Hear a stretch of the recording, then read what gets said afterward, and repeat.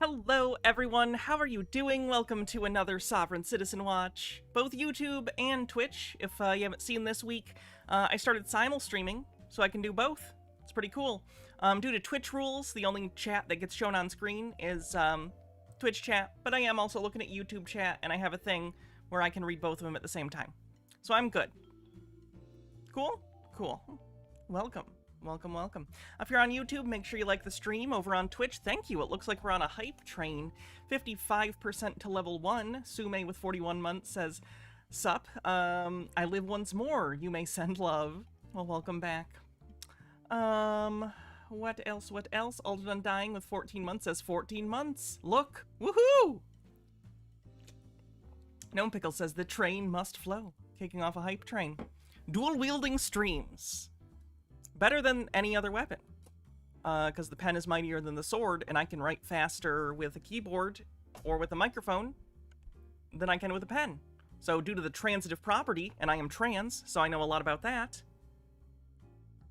dual wielding my words on stream is the most powerful weapon in the world.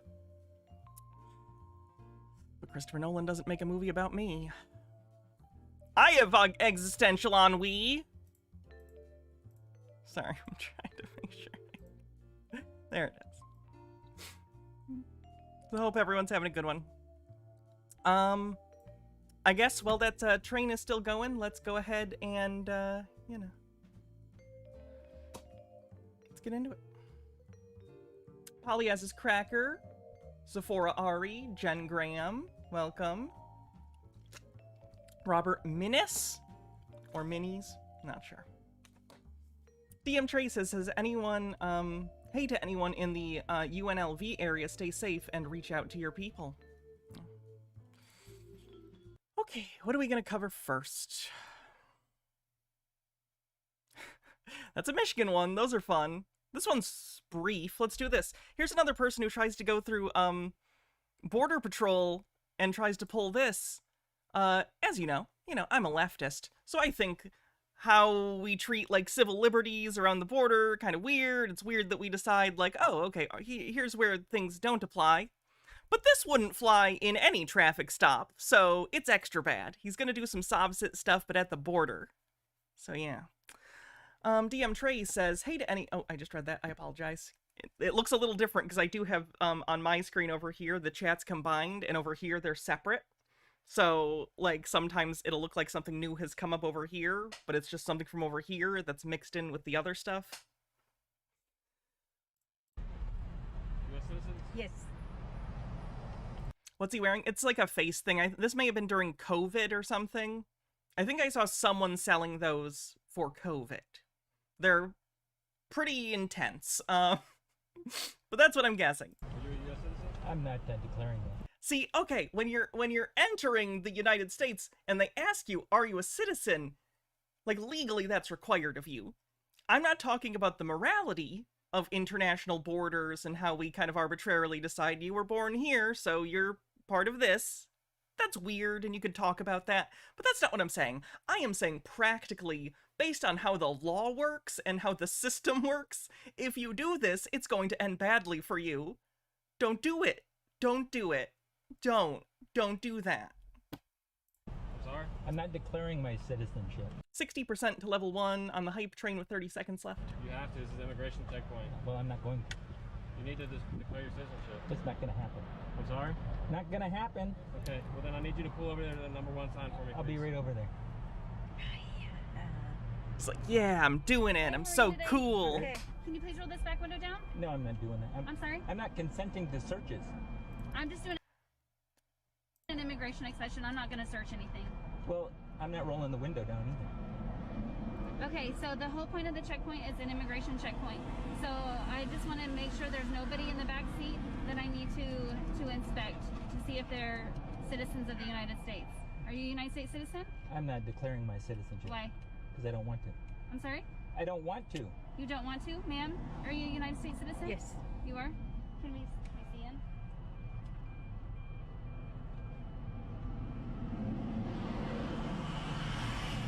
In this moment where there's just silence, I wonder what he's thinking to himself. Is any part of him saying, this is a bad idea, or is it so hidden, somewhere from him that this is a bad idea that he doesn't know. He must. On some level, he knows this is a bad idea, right?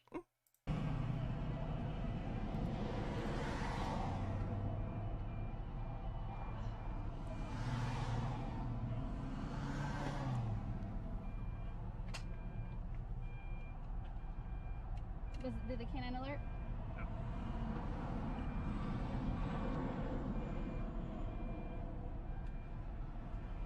Good luck, Crackle said at the interview. I have good powers with this, so you'll do well. Are you guys good? Alright, sir, please be careful of this sign. I don't know if you want to back up a Get your little hand bit. off my vehicle. I don't know if you want to back up a little bit or go around it either way. Just please be careful of the sign and the cones. You guys have a great day, okay? Thank you. Alright, drive safe. Oh my god! See, this is the thing. When you let him go, what did we learn here? Nothing. All you taught him was that if he throws a hissy fit, he can get through it. I don't know if you saw the thing he was wearing and you're like, we don't want to deal with this. This is too much, even for us. When they let him go, I'm telling you, it's not good. Miss Quilanius with 29 months says, go, speed traveler, go! There he goes, there goes speed traveler, he's a danger on wheels. Dread Pirate Mick with 100 bits says, the fact that he's doing this is proof of his U.S. citizenship. Everyone else knows not to play games with U.S. customs and immigration. Fair point. And Gnome Pickles says, I have good powers at this. She does. Hannah wished me luck before an interview, and before I finished my drive home, I got a call that I got the job. Nice. See? Hopefully I didn't use up all the power on you. Oh. Get out of the car. This one's a DUI. This is unfortunate. It's either the easy way or the hard way. You get off I'm the phone. listening to you Then get right off the now. phone. Get off the phone or I'm going to place you under arrest. I'm talking to you, baby. Ever been to jail? Nope. Have today. On October 7th, 2023, She tries to not, like, consent to all of this, which, like, you know. Consent applies in most places in life. Traffic stops aren't really one of them. It's kind of how the law works. 1 second. Boxy does not want to go back where they belong. There. Know your place, Boxy. Don't try and steal my show. an officer on patrol in Squishy Ohio Panda, spotted thanks for a black Prime sub. Chevy run a red light at an intersection. The officer followed the vehicle as it pulled into the driveway of a residence. Hello. Hi. What's going on? Just going home. Okay. You realize you ran the red light back there at Stringtown and McDowell? No, I did not. Okay, why didn't you? It was a completely red light. Not even green, not even whatsoever. I was trying to write, right? No. You came straight all the way past. Oh, you didn't even know which direction you were turning. That's certainly a level of too intoxicated to drive. Okay. Stringtown, right? I feel bad about the ones when it's stuff like this because, like, as you guys know, if you've not been a watcher long or whatever, I'm a recovered alcoholic. I didn't drive drunk, luckily. I never endangered other people's lives, just my own. But it is frustrating because as someone who has suffered with addiction, I know what it's like to be in a situation where you make a million excuses for yourself and you just try and shove the feelings that you know what you're doing is terrible. Like, not DUI, because I didn't do that, but like just the drinking, hurting people around you because of the drinking, and you just shove it down and you just don't think about it, and then you cover it with more alcohol. It's really depressing. I hope that this scenario is a rock bottom and she gets some help, because, like, not a good path to go down. On McDowell. No. Here. Straight. McDowell is straight here. Yeah, is this where you live? Yes. Okay. Where's your license at? You know what? Just give me your social. Is this car come back to you? Yes. No. It's my mother's. Your mother's car. Yes, my mom's. Does your mom live here? Yes. Okay. This is her house. Okay, how much have you had to drink tonight? I'm just leaving a friend's house, of course. Okay, so my question is how much have you had to drink tonight, not you're coming from a friend's house, okay? I am coming from a friend's house. I'm going home. This is My question is how much you had to drink tonight, not where you're coming from. What's the shoulder shrug? You can't shoulder shrug. There are so many potential answers you could give to that question. None of them should be...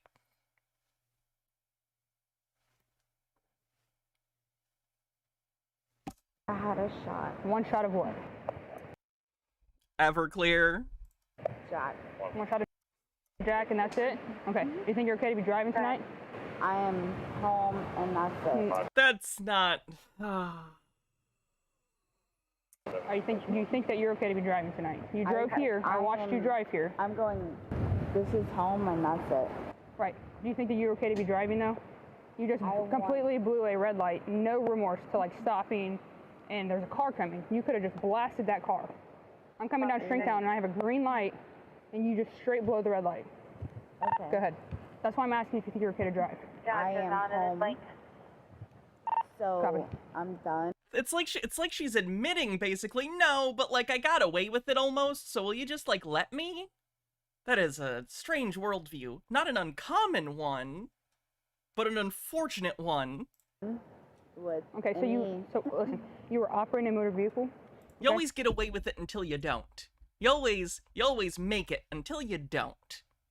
Every time you do, like... Sorry, the DUI stuff just frustrates me because it puts everyone in danger. And it's just one of the more selfish things you can do. Okay. I saw you driving. I'm asking if you're okay to drive tonight, okay? I'm home. Okay. You had a shot. You drove here. You had traffic violations, okay? Can we put you through field sobriety test to make sure you're okay to be driving? I'm home now. You might be home, but you still operate a vehicle. I'm home. My key is not in the ignition. That doesn't matter, okay? It does. It doesn't. Oh, that look! She looks like she nailed it, like she's Columbo. Like, she's like, one more thing, officer. Is it not true that in that law book of yours, the key needs to be in the ignition for it to be a DUI? But it's not true. It's like if Columbo didn't know the law. Because I saw you drive here. I followed Like Miss Columbo, Mrs. Columbo. you to your driveway. I'm out of my car, and this is where Got the hottest, fresh out of the oven Columbo jokes on the internet. live, and that's it. Okay. I'm done. Okay. That's it. Okay. So what I want to do is put you through field sobriety test to make sure you are okay to pee driving. I'm home. I'm home right now. Like, you can't do that. I can. So No, here, you I'm going to can't. lay this. I'm So done. listen, I'm going to lay this out for you, okay? I have your Okay. driving, okay? I have your eyes, okay? I have the odor. No one ever exercises that right in these videos. They have the right, but not the ability to remain silent. Alcohol. You admitted to drinking, okay? Where? What are U.S. laws about using your phone while driving? Obviously state by state and all, but is there a norm? Normally, you're just not supposed to be using your phone, like, period. I don't know these specific in Michigan, if it's hands-free or if it's not allowed at all, even hands-free. But definitely everywhere you're not supposed to have it in your hand, I think. At your friend's house. There might be one or two places where you can, like, have it call. I don't know, though. I'm trying to think. Probably, like, Texas or Louisiana. One of those states that's like, don't you regulate me, but, like, they mean reasonable regulations. Where? That doesn't matter where. You already admitted it, okay? No, I didn't. Where? Okay, everything's being video, not recorded, okay? So at this point, it's either you do field sobriety test, or I'm going to place you under arrest for OVI. Okay. So I'm home, and I'm out Doesn't of matter. my vehicle. it does not matter. Why? Okay? Because I watched you operate a vehicle. Where? Coming down McDowell. Okay? So at this point, either I'm going to put you through field sobriety test. I'm not. And I know Mrs. Columbo had her own show. That's actually what I was referencing, specifically. Not just Mrs. Columbo, but, like, the show. You're not going. It starred Janeway, whose name I am blanking on. Catherine... Is it Catherine something? No, that's the character's name, Catherine Janeway. Whatever her name is. She was in that. Anywhere. I'm sitting. I'm not leaving. Kate Mulgrew, thank you. Hey, Get off Mom. the phone. Can you come outside? I'm literally Get off in the driveway. phone. You cannot Get off. tell me. Listen to me. Do you want to do You field sobriety? cannot tell me to get off the phone. I can. When I'm in my driveway. It's either the easy way or the hard way. You get off I'm the listening phone. to you. Then get right off the now. phone. Hang up the phone. Get off the phone, or I'm going to place you under arrest. Okay. She's telling me to get off Hang the phone. up the phone. All right. All right, get off. Okay. Now listen to me. Yes, ma'am. Keep your hands out of your pockets. I know that's your cell phone. Go ahead. Step over here. Can I get it? No, Okay. you're not going Okay. to. Listen to me. Thank you. Keep your hands out of your pockets. Okay. Come down to your side. Okay. Listen to me very, very slowly. Yes. Do you want to do field sobriety test tonight? No. If you do not do field sobriety test, I'm going to place you under arrest for OVI. Okay. You're under arrest for OVI. Okay. I'm in my driveway. Does not matter. I watched you drive here, blow a complete red light with no remorse. I almost hit a car. How? Prove that. It's on camera. How? It's on camera. How? Don't make me U.S. cops are so aggressive. Oh yeah. Oh you yeah. go to jail tonight. They're trained to like be in charge at all times, and the way that they exert, like, being in charge, exert authority is through force, through intimidation. It's certainly a strategy, one that turns out bad for pretty much everyone in most situations. It's unfortunate. Or I can release you to your mom. I do not want to go to jail at And all. stop running your mouth. Okay. Fair enough, Harold Elbleman. Louisiana can be free from this specific one thing. And also, King's cakes are pretty good. But those are all the only two things. And you look like a boot. That's kind of fun. Like Italy's one boot, and then Louisiana's the other boot of the earth. Stromboli says, best Mark Maron quote, in drunk driving, a bad driver's driving. In texting while driving, nobody's driving. Yeah, true. Is there anything on you that's going to stick me, poke me? No, definitely not. Ma'am, just stay over there for a second. That's my mom. I'm literally in my driveway. Does not matter. Yeah. Back to my car. And then when I called you, and I'm literally trying to go home and you're going to charge me. Why? 156. Officer It's going to depend on whether she gets released to you. Don't want to argue and Okay. I'm literally at home Okay. and cut off things. It doesn't matter, you drove drunk. Like, if someone robs a bank, and they drive home, and the cops are there because they caught your license plate or something, you don't get to go, but I'm home. This is not a children's game. This isn't capture the flag where there's like a safe area. Like, what are you doing? You committed a crime. A serious one that, like, no one has sympathy for. Like drunk driving is one of those things up there with, like domestic or child abuse that people are like, nah, no one feels bad for you. Animal abuse up there, too. It's just one of those things people aren't really willing to, like, sympathize with you over, you know? Doesn't matter. So do you want to take a breath test, yes or no? Yeah. You want to take a breath test? Yeah. All right. So we'll take a breath test. I don't want to. Okay. Because I'm literally sitting in my driveway. Okay. So listen. You are sitting in a squad car because you were caught running a red light. Well, allegedly, likely, based on the way you're talking. I know this from experience. You're drunk. You can't drive drunk and get away with it. If you want to take a breath test tonight, we have to go down to the police station to take a breath test. I'm literally sitting in my driveway She doesn't understand the rules. to cancel all of this. None of that. I'm sorry to, like, tie this back to like, things I've been talking about a lot recently, but the whole thing about, like, the Air Bud logic and Lacan's foreclosure, it's very interesting seeing people clearly be going through life without a clear understanding of the rules. She doesn't know the social rules. She doesn't understand that they apply to her, or maybe doesn't understand them at all? Huh. None of that matters. So Why is that? Why do some people develop that? Is it an upbringing thing? Is it just a knowledge thing?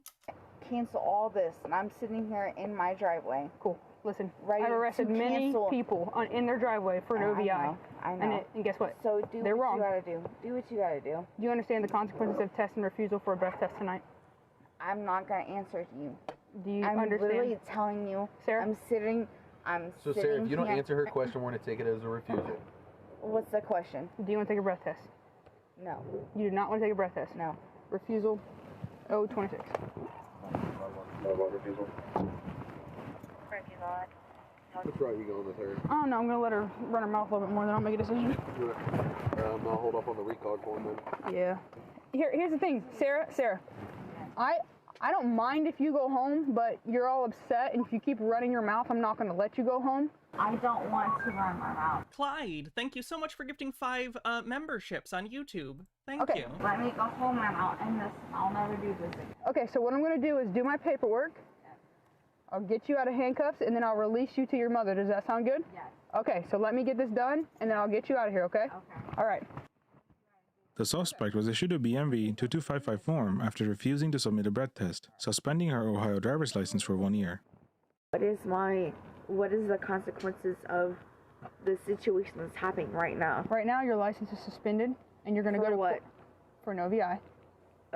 If you refuse to do a breathalyzer test when you're stopped for suspected drunk driving, they don't have to charge you with anything even to get rid of your license for a certain amount of time, because your driver's license is the property of the state. And when you sign for your driver's license, you sign an agreement that says, I will submit myself for a breathalyzer test if I'm stopped and asked to do one by a police officer.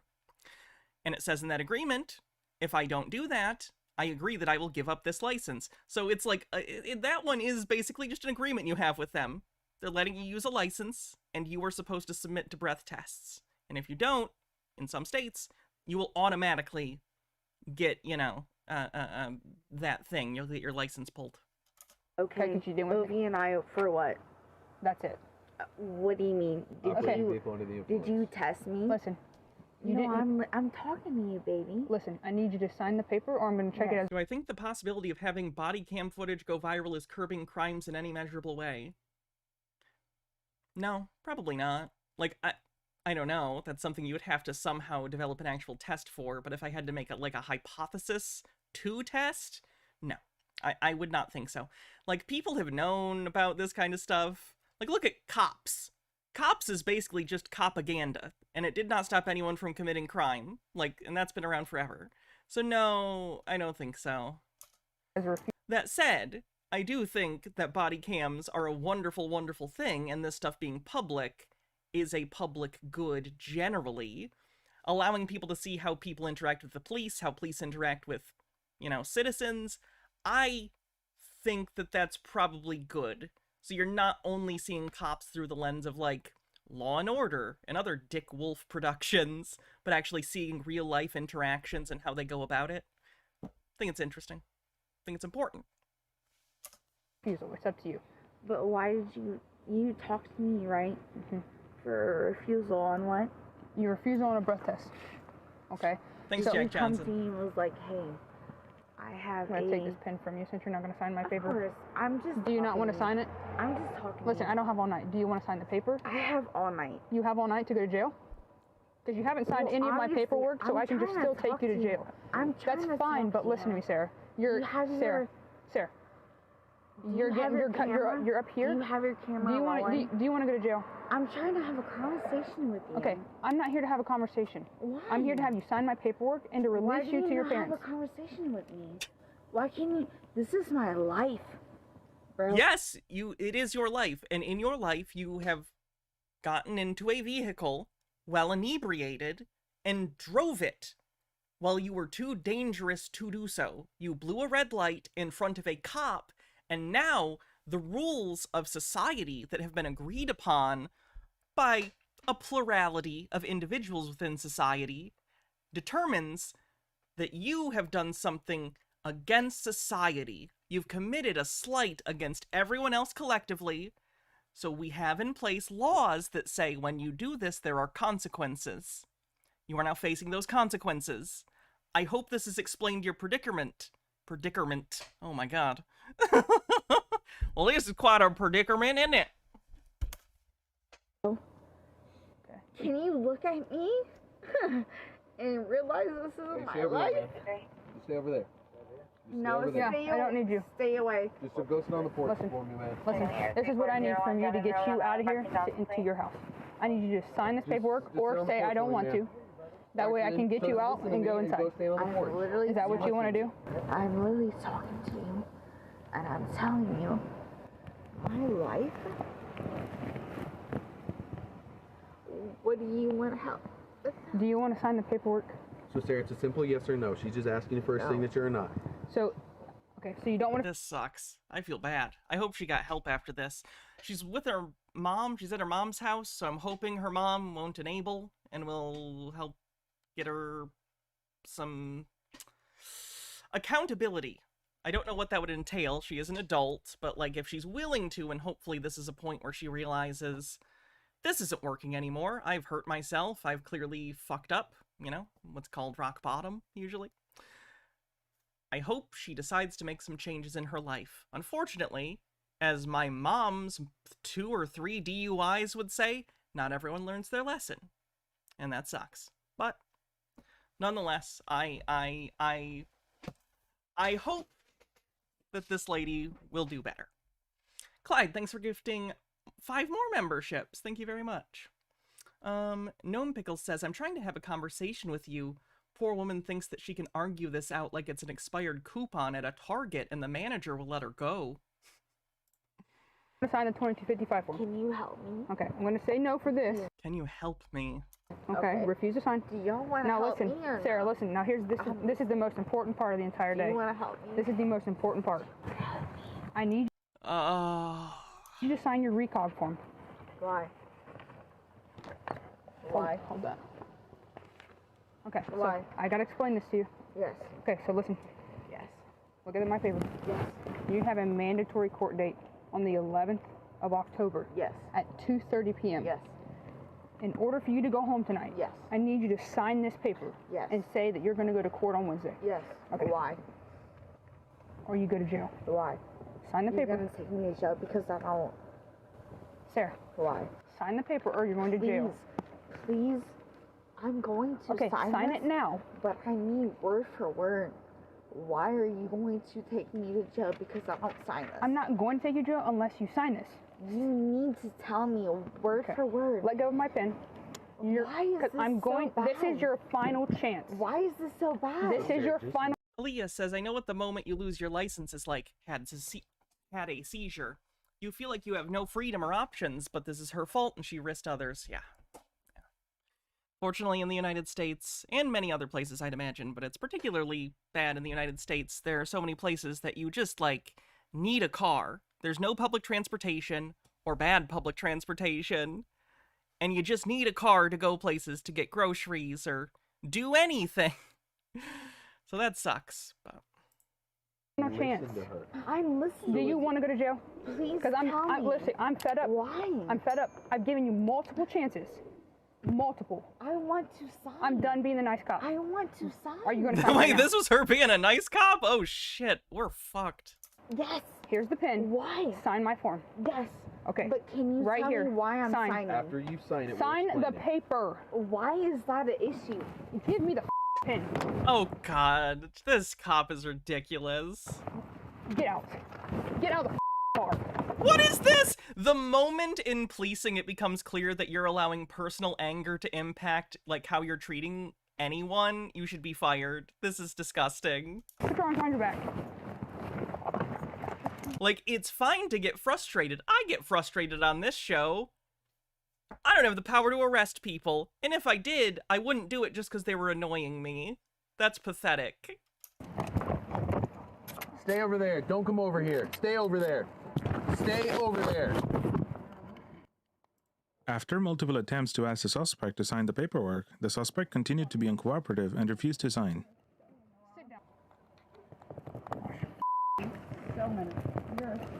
Sit down. Yes, ma'am. Ever been to jail? Nope. Have today. Thank you. You're welcome. You are so in the wrong. Sovereign Citizens are videos that are good for training your brain to get comfortable with, like, not looking at things in black and white, because I don't like either of these people. You know? There's no good person here. And no one's doing the right thing. Officers placed the suspect under arrest and prepared to transport her to jail. Alright, so we don't need anything from you guys tonight. She's gonna go to jail, okay? We gave her plenty of opportunities to cooperate. She's not having it. I'm not having somebody snatch my pen out of my hand and talk to me like that. She's going to jail. She talked to me mean, so I'm, like, that's ridiculous, right? Like, I understand she has grounds for doing it. She has probably legal grounds. I'm not a lawyer. I can't say. But she just expressed that the thing that made the difference between just a ticket and then a court date later and getting arrested tonight, she explicitly said out loud it was because, oh, she was talking back to me and she snatched my pen. That's pathetic. This cop should be fired. What is her fucking problem? She's going to jail. I've given her many opportunities. She's going to jail. Nope, she's going to fight. That's where she's going. Let's. She's had her chances. No, sir. The suspect was charged with OVI and failure to obey traffic control devices. Oh At this shit, time, Clyde thanks for another 5 5 more memberships on YouTube. Thank you. the suspect's court case is still ongoing.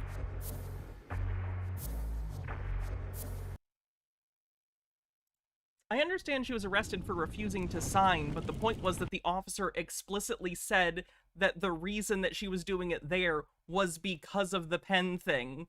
She could have just said, well, she's refusing to sign.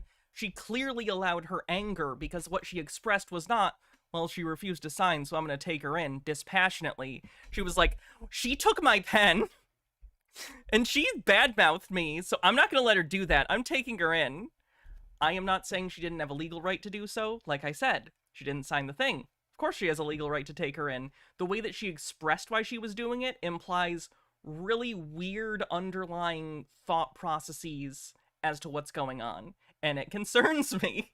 It is so concerning. Amber Pretzels says, and this, my fellows, is why we really need to fix our justice system. And Meek said, House opposites expect cops to react in these situations. Why are you doing this?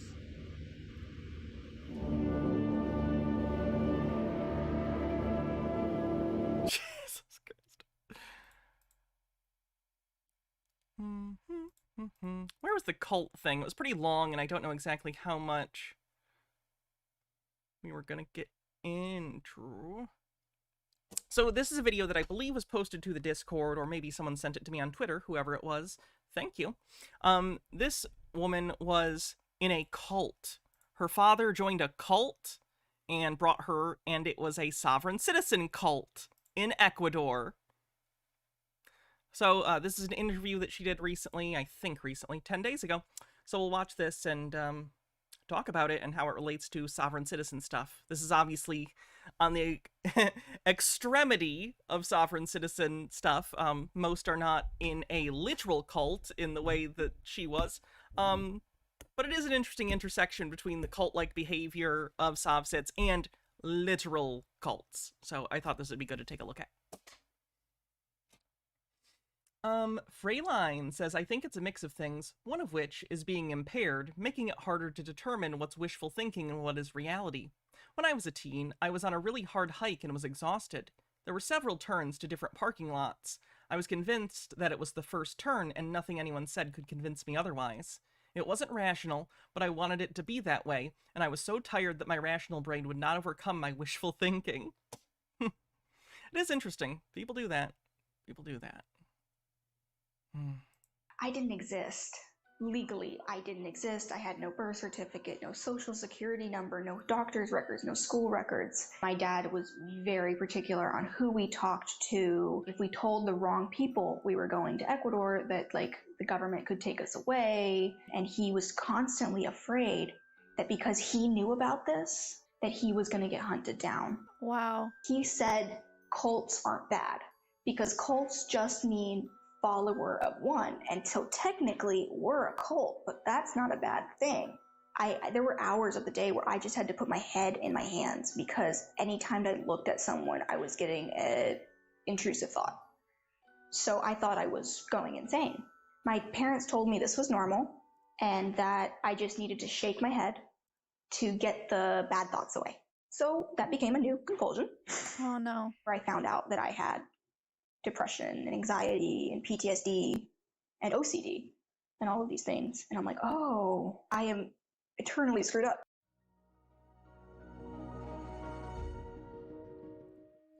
Hey, my name is Shalise Ansola, and this is Cults to Consciousness, where we discuss leaving high-demand religions or organizations and finding healing and independence through awareness and true individual sovereignty. As always, if you're only listening and you want to see our faces, you can go to our YouTube channel at Cults to Is that an intentional pun, or does she always use that verbiage? I've never seen this channel, but that's pretty funny if she doesn't usually say that, and that's an intentional pun. Good for her. Consciousness, where you can like, subscribe. I like her top. Join in on the and her hair. She's got kind of like a witchy vibe. Conversation. And I don't know if you know this, Chad, it's a bit of a secret, but I like that vibe. Have you noticed? Leave those encouraging words for our guests. They do read the comments. She always says that. Okay, well, happens to work out in this case. It means so much that you guys are willing to offer so much support when they come on and share their stories. Also, quick announcement, we did officially launch. Here's a link to this channel, by the way. But where it gets really, really messy. It is the Cults to Consciousness channel. I will post it in both chats.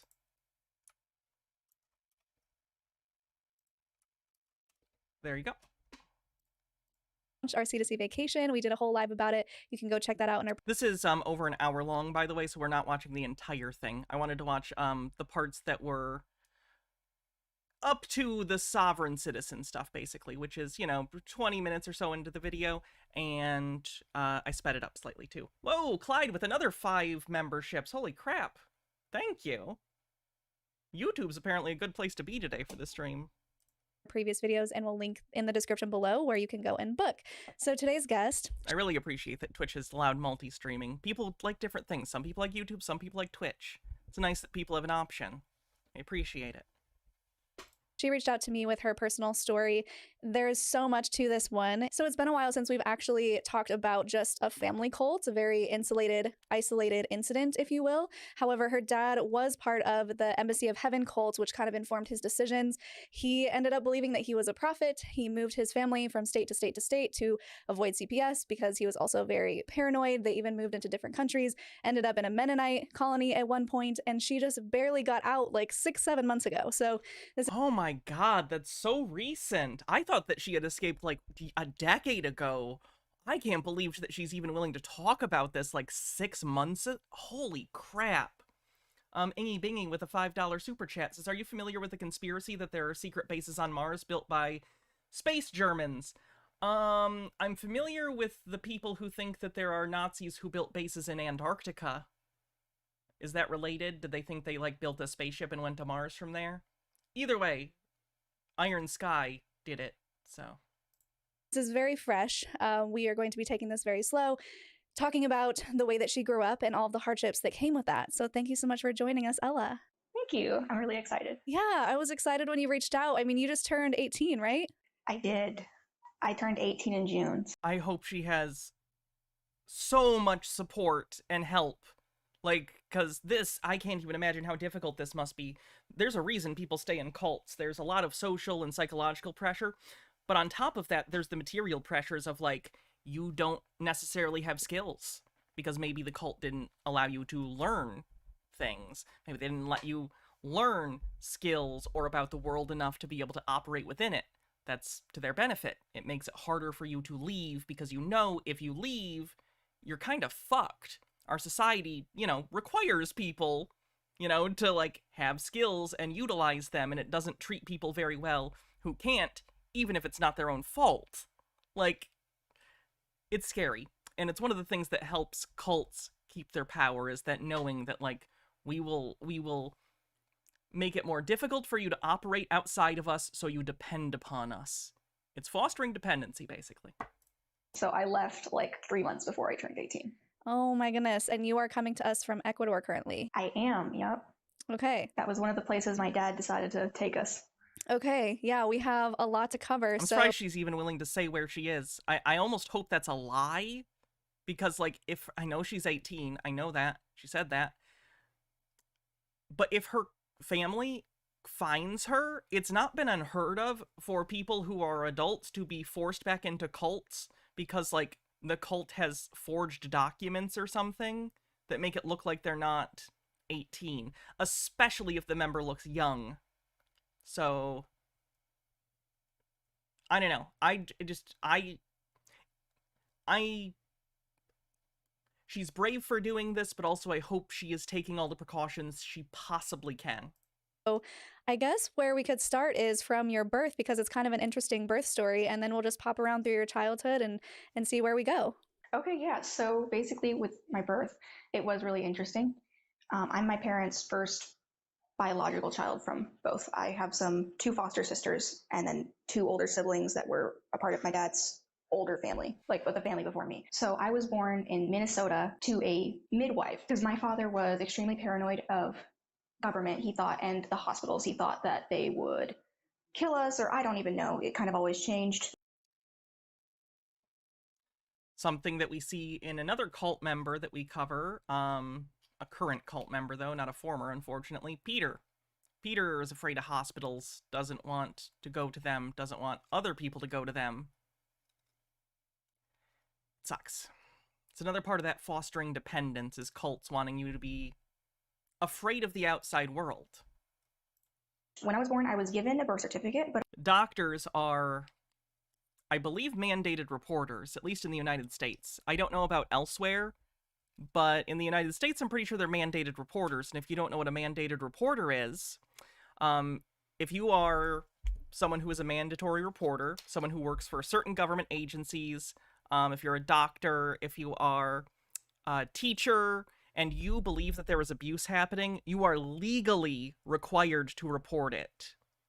So, a lot of cults try and steer their members not just away from like family and friends, but institutions like public schools and hospitals, because if kids are seen there and doctors realize, oh, something's going on here, it can get the cult, more specifically, the leader and people who help the leader commit whatever crimes they're committing. It's a cult. You don't start a cult and not commit crime, is all I'm saying, you know? So, that's one of the reasons that they don't like hospitals, and that gets so embedded in so many cults, is so that there are fewer people on the outside seeing anything about the organization. But I was given a birth certificate called the Kingdom of Heaven birth certificate that stated that I was born in the Kingdom of Heaven. Okay. And so I was not given any proper documentation. I was actually a high-risk pregnancy. I'm not exactly sure what it was, but from what my mom has told me, it was like my placenta and umbilical cord were attached improperly, so that if at any moment I would have pulled, then I would have killed me and her, especially because we didn't go to hospitals. So I should say that me being a couch potato saved me and mine and her lives. So yeah. So I was born then, and we lived in Minnesota just for a couple years. And we had to leave because my foster sisters that I previously mentioned, I'm not really going to go into much of their story because it's... Hydrate and Clyde, thanks for another 5 tier 1, or I keep doing tier 1 because I'm used to Twitch. Thank you for another 5 memberships. Not mine, but the court demanded that we give them back because there was accusations of abuse. And I can say that yes, there was some physical abuse as well as emotional abuse. Okay. With that. So when I was 2, we went to Oklahoma, and we finally did give the girls back, and they would have been like 14 and 11. I would have been about 4. And then after that, we moved to a 5-acre property, hour and a half away from the nearest Walmart. That is where I grew up. And for most of the time that I was on that property, like I would have been like 4 to 7, I did not wear clothes. I wore flip-flops and underwear, unless it was winter. So I didn't think much of that detail, but I have been told by friends that that's not normal. So... And why do you think that is? Were you just not provided clothes by your parents? Did they just want you to be free? Was there a reason behind that, really? I'm not sure. My parents stated that, well, because we got our water from the river, we didn't have running water. Okay. Our power was from generators, so they said it was easier to wash children than it was to wash clothes.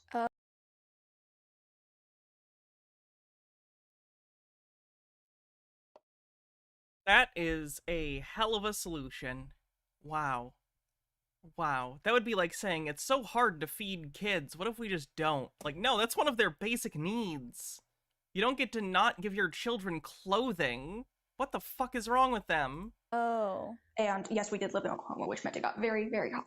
So yes, while I was in Oklahoma, I had no formal education. I think my mom taught me how to read.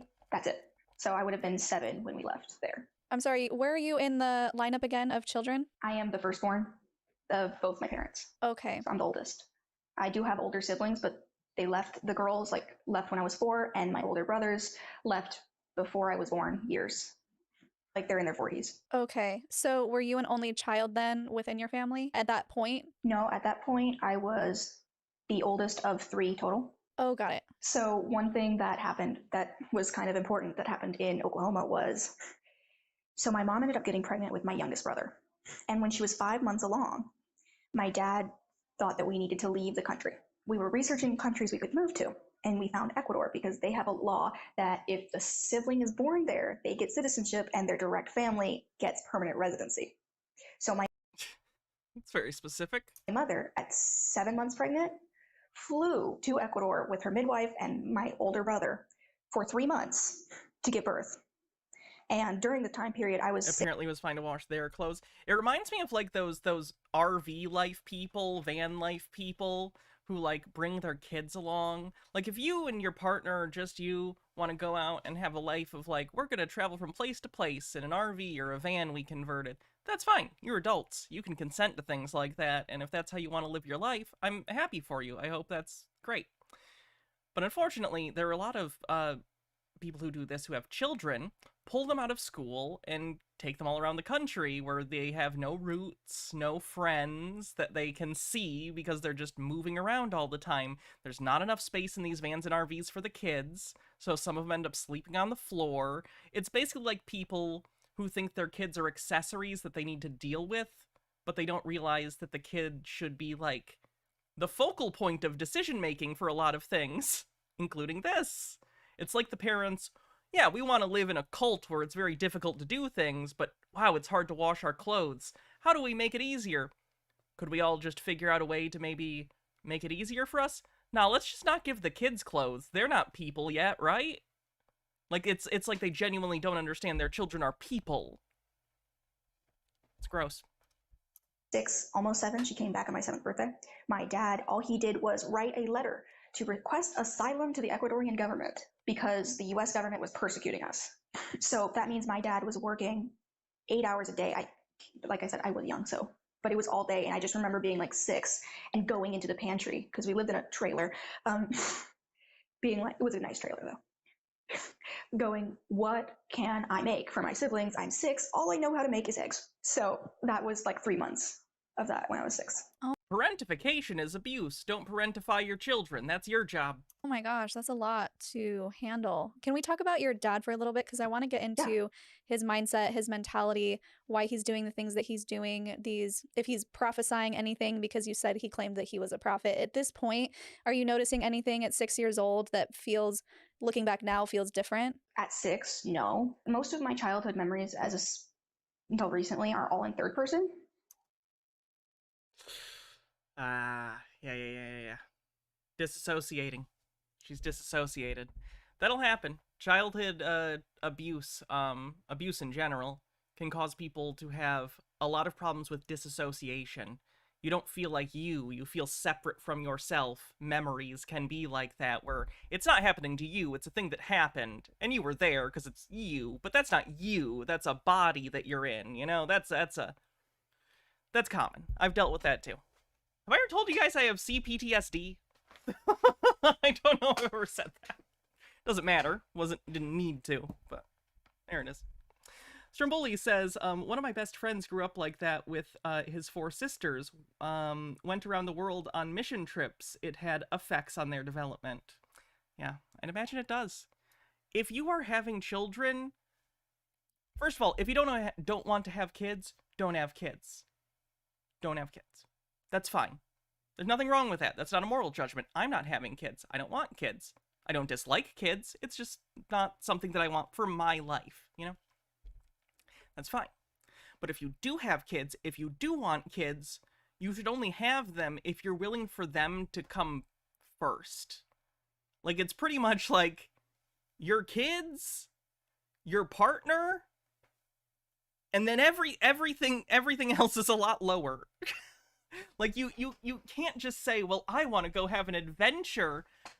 You want to go have an adventure because you're an adult who presumably developed a personality and goals and dreams because as a child you were allowed to develop relatively normally, to have a sense of roots and stability and family, friends, you know, a life that gives you a center from which to build, to understand the world around you.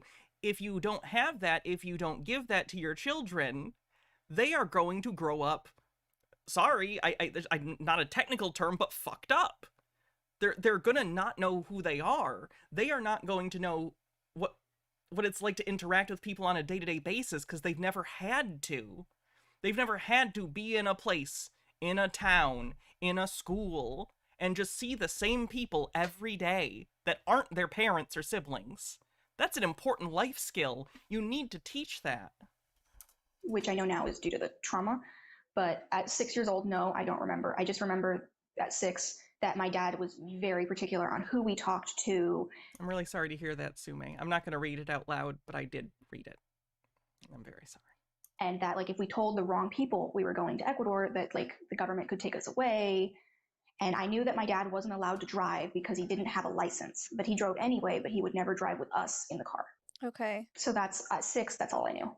So you had mentioned in your video to me that you were fleeing different states because you were avoiding CPS. Yeah. Do you know why you were getting flagged by CPS? I think it was mainly due to my foster sisters. Oh, okay. I think that was the main reason, because we were so young.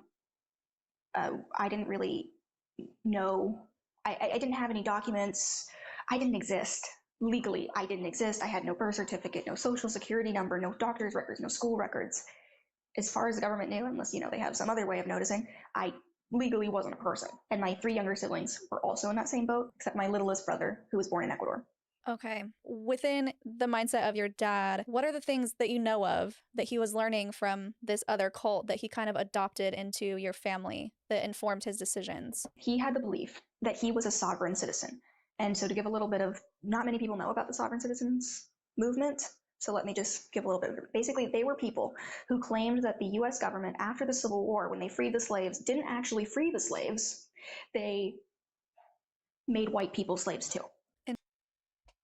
Yeah, that's, to be clear, I assume this is coming from her father's perspective specifically. Different sovereign citizens will have different backstories. There's almost like sects.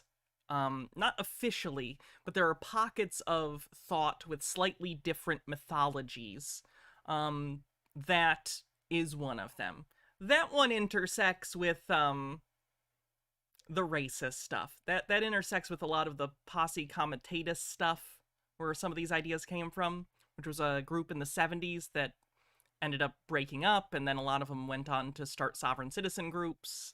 It's a free-form sort of delusional belief system that has roots in one place, spread out, and then tons of different denominations have grown up.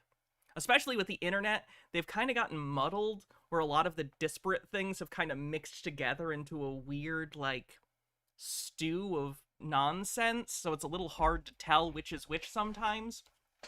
But there are differing origin stories for the Sovcit stuff. Not the reality ones. We know how it started in reality. I mean their own internal mythology and fiction about, like, why are we doing this? Interesting take. Mm-hmm. And so sometimes it's the 13th Amendment. Sometimes it is switching to the gold standard or the founding of the Fed. Sometimes it's a little later and it's like, oh, the government went bankrupt or something on such and such date. So they believed that... The point is, it doesn't matter. It's an imaginary justification that they have come up with in order to make what they are doing seem reasonable, because in reality it's not. So they have to remap reality in their mind into a thing that makes what they want to do make sense. If they were to deny the government, like literally, they would get arrested and they would say, sorry, authorization denied, because I'm not above this world. I'm on United States land, but I am a citizen of the Kingdom of Heaven. So they had their own passports, birth certificates, license plates. Wow. Yeah. And they even have a pamphlet in the link. They have a website that's still online of like what to do when you're arrested, what to do when the psych ward talks to you. Like legitimately. And so some members become lawyers. They claim to be lawyers so that they don't go to the bar, they don't take anything, but they basically get these really old Black's law dictionaries from when they were valid, because they believe that the law dictionaries that are modern are wrong and illegal. That's convenient for them. Here's My 6th edition? Is this one new enough that it's bad? Is this illegal? Oh, this poor woman. So they go to there and they basically draw up all of these conclusions. Like, if I have a lawyer in court, that means that I am claiming to be crazy. Like, I can't represent myself. So that's just some of the things. Like, they completely, so no marriage license, no paying taxes, which, yes, one of the members is in prison for that. So that was the type of movement. So my father, when we were born, he didn't want us to be slaves, right? So he gave us no documentation, and he was constantly afraid that because he knew about this, that he was going to get hunted down, because the government doesn't want us to know that he knows, because he's dangerous. And because back in the 1990s, their property, the cult property, was raided by either the FBI, I think, because of tax issues. It was some crime doing with that. So they raided and took their computers and things like that. And so my dad was terrified that that would happen again, and that they would come and destroy our family. Okay. One thing I forgot, that when I was 6, I do remember waking up in the middle of the night to use the restroom, and my dad was kneeling on the couch and muttering in a language. I don't know what it was. It was just, he was praying and muttering in some language. And he does not speak more than one language. He's monolingual. Tongues, probably. Probably thinking he's speaking in tongues. So. Right. Because I'm wondering then at what point this religious worldview kind of came into it, because it seems like the cult that he was a part of was very much just about politics and about government. But do they also have a very strong religious belief system? She's nailing it? Of course she's nailing it. She lived it. Yes. She knows more than me, I'm sure. Their entire basis was that we are not of this world. We are part of God's heaven. As born-again Christians, we are not of this world. So their ID said that they were from heaven. So I still have my birth certificate from that. That's a new one to me. I will say that. I've not heard that one. I've seen plenty of, like, bullshit, Sobsit IDs. I've yet to have seen one that says they're residents of heaven. That's an interesting one. That I didn't see until I moved out. And I'm like, Kingdom of Heaven? So what does that mean as far as, practically speaking, being in the world, coming from this kingdom of heaven? What do they believe, like, theologically speaking? Christian-based. Now, I don't know if everyone is Christian, but I think the majority is. Some sovereign citizens are not Christian, but everyone in the Embassy of Heaven was. And then at what point did you realize your dad thought that he was a prophet? I started seeing things like that when I was... I'm surprised how well-spoken, like, she's articulate, Sometimes people who grow up in cults, they aren't, because their education and their ability to speak up and, speak their mind in general is stifled. So it's good that she seems like her ability to communicate hasn't really been impaired. That's good, at least not, noticeably. I don't know if she goes through struggles with that, but... was 9, 10. Like, he would say... She is not a sovereign citizen. Her dad was, and put her in a cult of sovereign citizens. She got out because she just turned 18 and was allowed to leave. God told me this. God told me that. Or he would imply it, in the least. So, like, I remember, like, my mom and him had just independently been researching England, because apparently they wanted to move there. But they hadn't spoken about it with each other. And so when they came in and they had both been like, they found out they were both researching England, they're like, oh, this is God. And my dad had also thought that he had predicted when the end of the world would be, which was coincidentally 384 years from now. Oh, that's the move. If you're going to make a prediction about the end of the world, make it when you're sure you're dead. That way you can never officially be wrong as far as you're concerned. That's I know that's just the Bill Murray bit from Ghostbusters 2. I stand by it, though. That was a good bit. And true. Convenient, right? Yes. And we had a lot of... Allowed or escaped. I'm actually not sure. I'm not sure. She'll probably go over it in this, what specifically happened, but I know she waited until she was 18, because legally she couldn't leave until then. I don't know how difficult, though. It's a cult, so probably quite difficult to actually leave.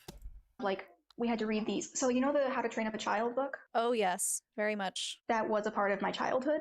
Oh. And I actually didn't realize that until after I watched your YouTube. And I go, wait, wait a second. And I asked my mom, I'm like, did we use this? And she's like, I think we may have. So it wasn't like the basis of my childhood, but it was the same. Okay, and for those who aren't familiar, we did a whole episode with Kendra, and we talk about this book that is horrific. It's basically how to abuse your child to make them subservient to you within the guise of you have to train them how to be obedient. And I think Fundy Fridays did a good video on the people who wrote that book. It's surprise, they're super abusive. Things like while the child is breastfeeding, if they bite you, you pull their hair or you pinch them, or blanket training where you put your little pre-toddler infant on a blanket and put their favorite toys just outside of the blanket. And when they reach for the toy, you swat their hand away to teach them that they can't do anything without your permission, essentially. And so obviously it's really problematic. It's like corporal punishment to the extreme. And so, oh, wow, you had to deal with that. Was that both of your parents? Tea Time Tea says, I watched the full interview. She had a friend who was she allowed to visit, and the friend convinced her that her family was abusive and provided her a safe place to live. It's a good friend. Jeez. Parents that kind of use that form of discipline? So both of my parents did. I will say that when it came to physical abuse, this is something I just realized was, because my spanking and my siblings' spanking was not the same as other kids' spankings, which I found out later. They'd be like, yeah, I got one swat. Mm-hmm. And I'm like, our minimum was 10. It would go up to 60. Wow.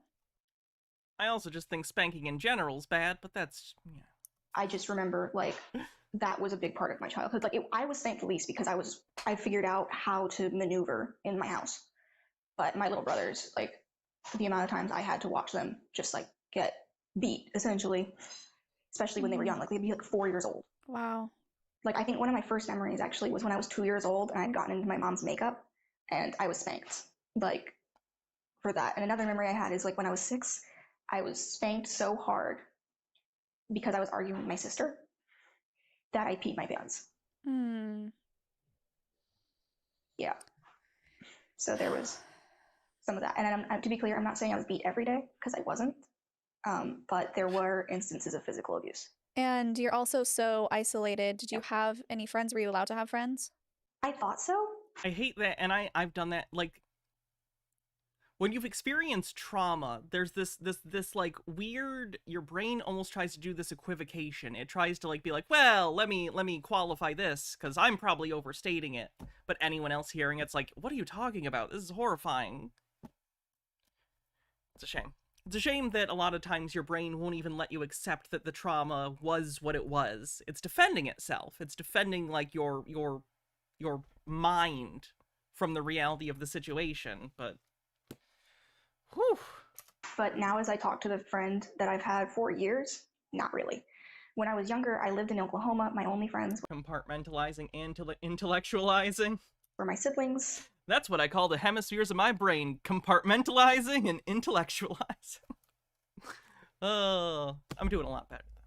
I'm doing a lot better. Therapy helps. When we lived in a trailer park, or well, it was an RV park, not a trailer park. When we lived in an RV park, I did have some playground friends, but that's about the extent. And by the time I was 12, I met my best friend, Carrie Ann. She is one of the best people I know, honestly.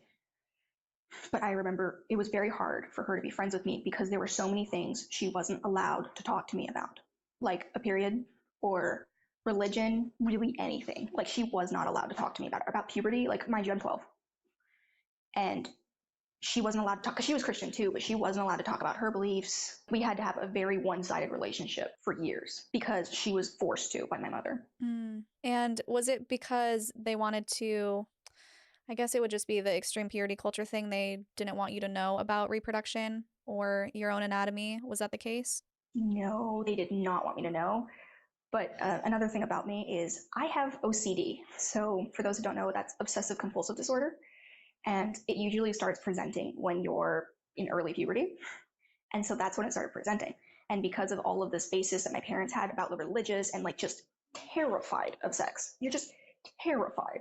They saw me just have breakdowns because I was constantly obsessing and compulsing over religious thoughts. Like there was one point where I was obsessing over the fact that I might be going to hell. What if I had blasphemed the Holy Ghost? Things like that. And so on one hand, it's like my parents, they didn't know what it was.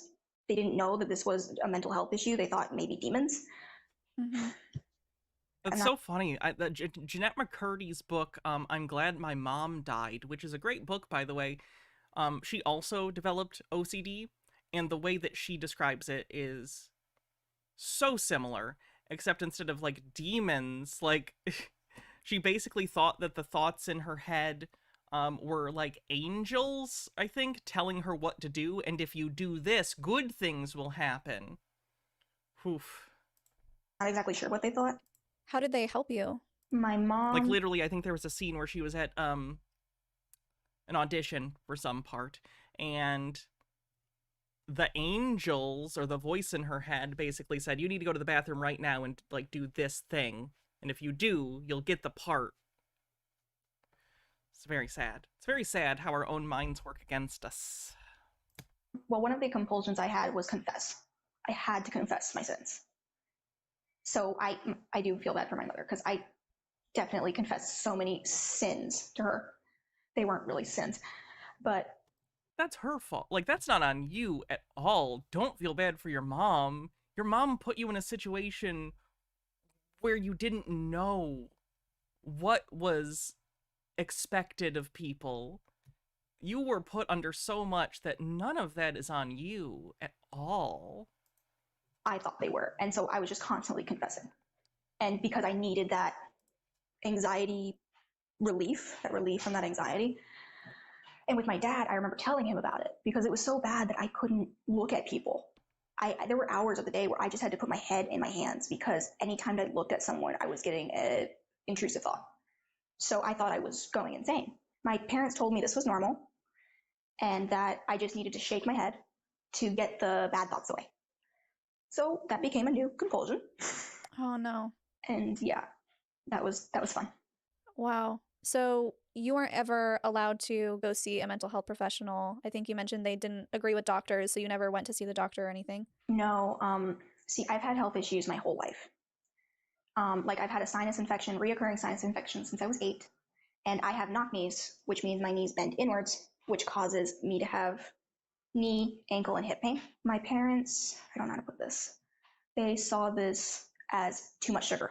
So basically my entire childhood, it was different diets to fix me. Like typically they'd be without sugar. There was one diet when I was 12 that was called the Jilly Juice diet. And it was basically... Oh no! Fucking hell! Jillian, you bitch!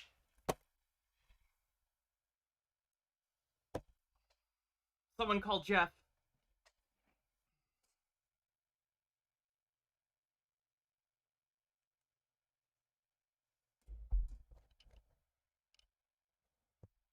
It's a small, very scary world full of delusions. Hi, it was blended cabbage with cups of salt and water, and it was fermented. And we would drink it. And it would cause you to get sick, like with chills. This is gross, but like we called it waterfalls. So like massive diarrhea, like just... Yeah, Jillian Epperly, who invented Jilly Juice, is the one who coined the term waterfalls. Waterfalls are violent bouts of diarrhea. Water. I later found out that was probably an overdose on sodium, but my parents saw that as a detox, and we did that every day for 2 months. Oh my gosh. Oh, that sounds awful. I've been doing some research into malnutrition, and my family, my adopted family, they have been trying to get me to realize that I was not fed enough as a child. And I look back at I'll show people my baby or like my child pictures, and I'll be like 10 and they'll be like, you look like you're 6. Things like that. So like I didn't get my period till I was 15, which is not exactly too normal. My mother, she was very cheap, as not in a bad, like she was, I don't want to defend her, but I also don't want to make her worse than she seems. My father was awful with money. He was just like, let's spend, spend, spend. So my mother, to compensate for this, was very strict with the money that she was allowed to control, which was usually what we got. So like... Spongy Lord says, hey Hannah, I wanted to let you know that the streaming on YouTube means I can watch you on my big screen instead of my phone. Roku doesn't have a Twitch app. Stream is so precious right now because my brand new PC exploded and I have nothing to do as an always online gamer. That's unfortunate. I hope you're able to get that fixed or replaced soon, because that's not fun. We would go to the dentist sometimes, but I remember like when I was 12, I really didn't want my mom to have to pay for a cavity to be filled. I think I was 12, yeah. So it was slightly loose, not really. It was a baby tooth. So I said, you know what? And I went in the bathroom and I ripped my tooth out. Oh. And I went and I showed my mom, I was like, here, you don't have to pay the $20 for a filling because in Ecuador it's about $20. Man. She appreciated it. Just makes my stomach turn. You pulled out your tooth. Yeah, actually, let's talk about Ecuador. What was that like moving from the States down to Ecuador, and how did you feel about it? Did you enjoy it? Was it hard? Was it okay? Well, I was 8 when I moved. So my first reaction was, oh my gosh, this is so cool. And so I loved it. I will say that my siblings, they did better than I did. Like they went out in the street and played with Ecuadorian friends. Really started to get, I'm not sure if it's depression or what.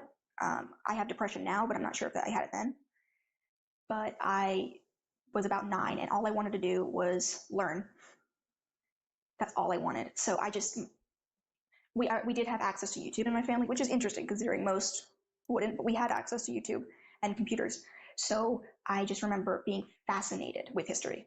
So like any war ever, I'm like, yes, I want to learn about this.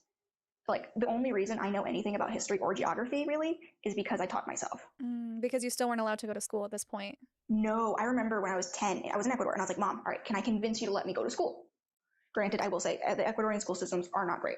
And also, I want to make it clear, I'm not against homeschooling. I'm really not. I'm against... You can be. I assure you. You can be. Or at least better oversight. Parents not teaching their kids. So I remember I went to them and I was like, I really want to go to school. And they showed me a video of this girl who had been abused by a satanic cult and said, this is what can happen if you go to school. Yikes. And by the end of it, I was like, no, I don't want to go to school. You can't make me go to school. So did they try to homeschool? They did. My mom did. Like something about my mom is when she was 29, she was hit by a drunk driver, which broke her C1 and C2. So she was in chronic pain and she did not take pain meds except for ibuprofen. And my dad was extremely controlling, constantly accusing her of cheating or being a Jezebel. I don't know if you've heard that term used on the cult thing, but my name's Jezebel. You know, my mom's name is Jezebel, essentially, when he really wanted to hurt us. We had books, like workbooks, and she sat down with us and really did try. So there were times where we learned. And then there were other times, like when we got older and math became a problem, she kind of gave up in a way. And other things, like we learned basically the basics, which was reading and math. And I didn't take my first science class, really.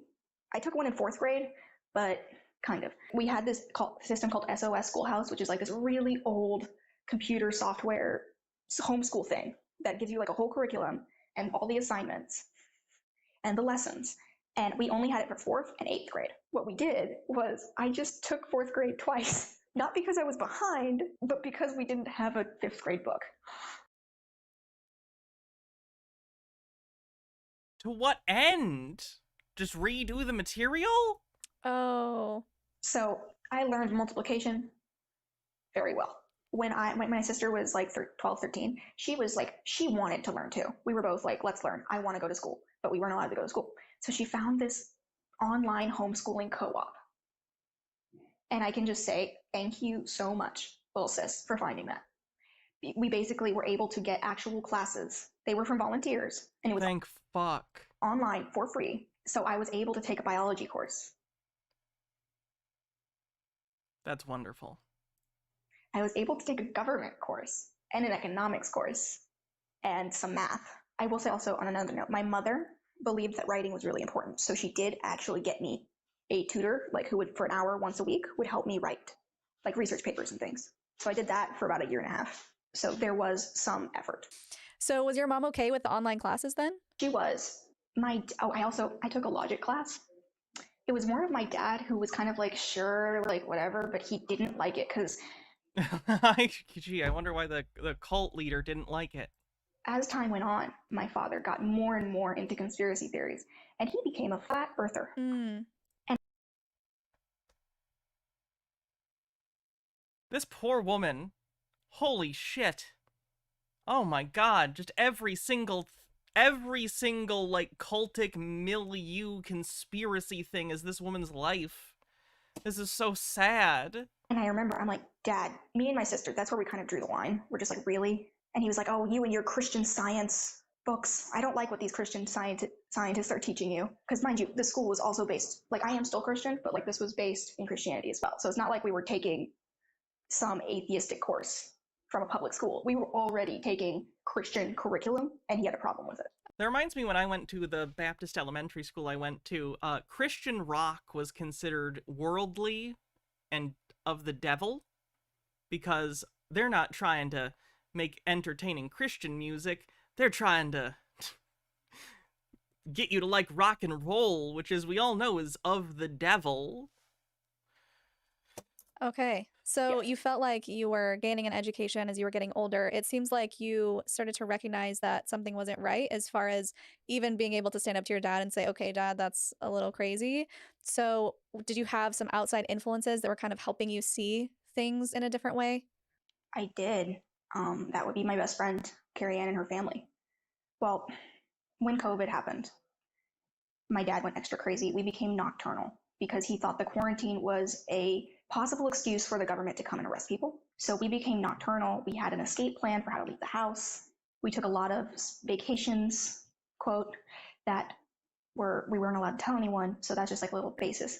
And mind you, I have been friends with Carrie Ann since I was 12 years old. And from the ages of 12 to 14, my father was my legitimate superhero.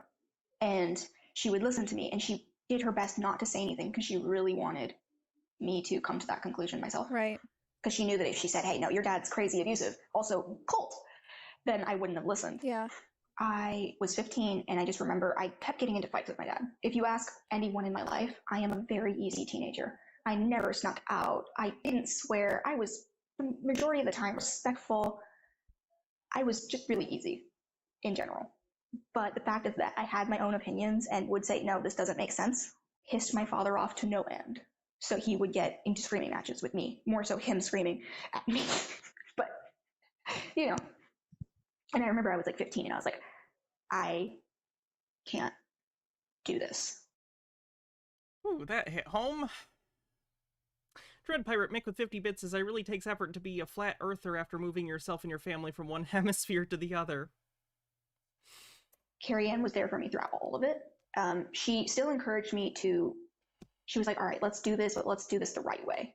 Because at that point, I still wasn't ready to say I wanted to leave. But I did tell her, I was like, okay, when I turn 18, I'm going to come visit you. Because she also lives in Ecuador. But we lived hours apart by this point. Because we kept moving around Ecuador, where she just went to the coast and stayed. I was like, all right, when I'm 18, I'm going to come visit you.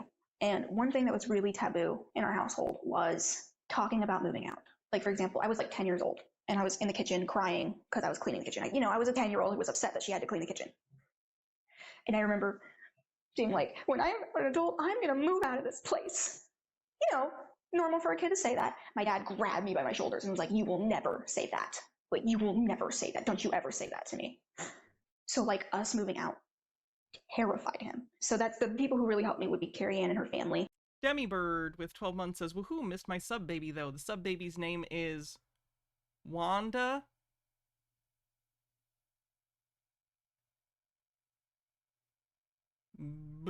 Britannia. Wanda Britannia. Because now I live with them, and they are truly some of the best people I know, and I am so grateful for everything they did for me throughout the years. Yeah. But that answers your question. Yeah. Then at what point did you try to move into a Mennonite community? Oh, this is fun. Okay, so it was 2022. It was May. I was so happy. I was like getting a job. I was working to save up to move out because I was like, I'm leaving. I am getting out of this hellhole so fast, which, my father made me quit my job because I was too independent. But anyway, I had a new job lined up, and my parents got contacted by a friend of the family saying, hey, they were missionaries in Mexico, and they're leaving their house to go to Africa to do some stuff there. And they said, hey, do you guys want to come to live in our house for free and see a new country? Like, these people were well-meaning. Like, they were nice people. They were just like, hey, I know you guys like seeing new places. You want to go? And so within 1 month of them getting that offer, we sold everything and moved. And this is in Mexico? We moved to Mexico within 1 month. Right. I moved to Ecuador when I was 8, and I stayed there until I was 16, almost 17.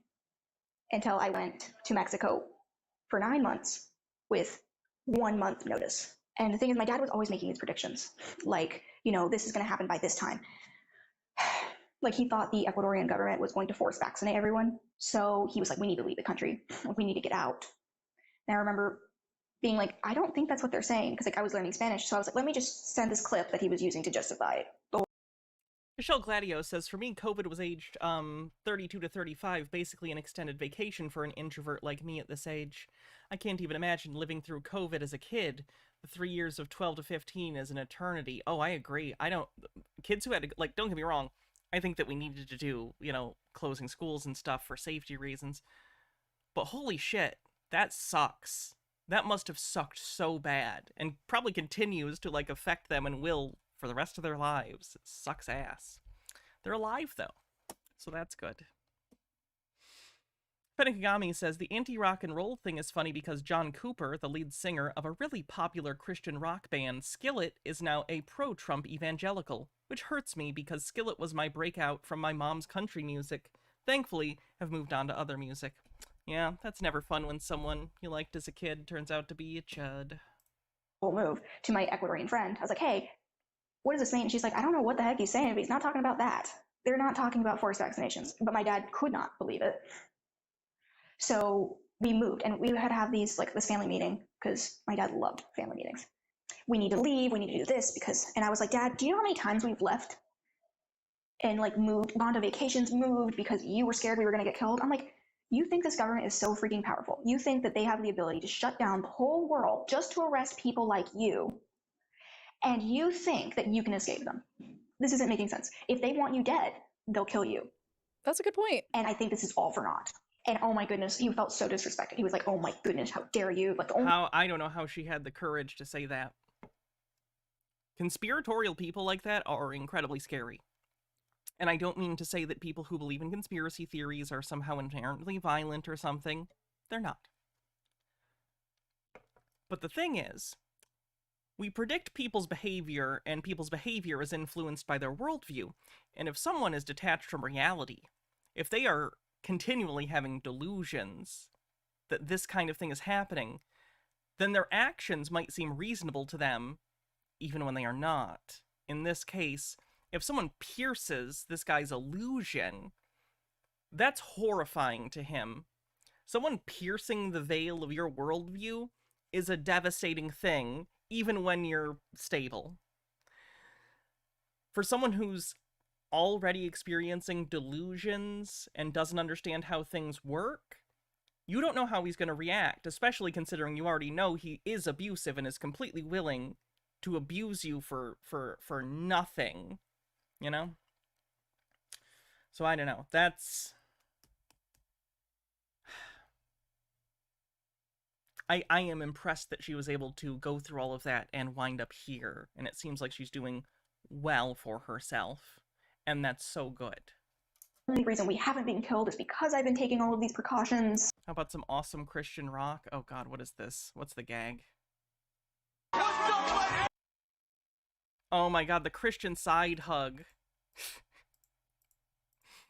Give me that Christian side hug. Where did that go? Boop ba da ba ba. And mind you, the entire time my father believed that social security numbers were the enforcement arm of the mark of the beast. Interesting. But guess what? Do you know how we ate every month? Food stamps? With my mother's social security benefits from disability. Oh. So he essentially allowed his wife to have the mark of the beast so he wouldn't have to work. I was going to ask that. How did you make money, or how did your family make money? He didn't work? We were poor as frick. I'm sorry, I'm not sure what I'm allowed to say. You can swear, it's okay. She wasn't sure if she should say frick. Okay, we were very, very poor.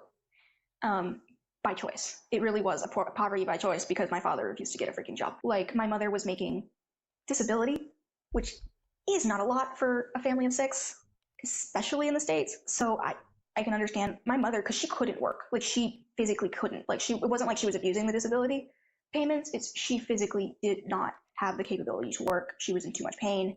Just didn't work. Mm-hmm. And my father believed that he needed to leave the system And by the way, my father has gone through multiple names, and my father was actually arrested 13 times because he loved to brag to me about that.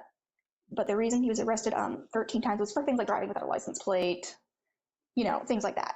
So just like basically the cops were like, really, dude? Really? Seriously?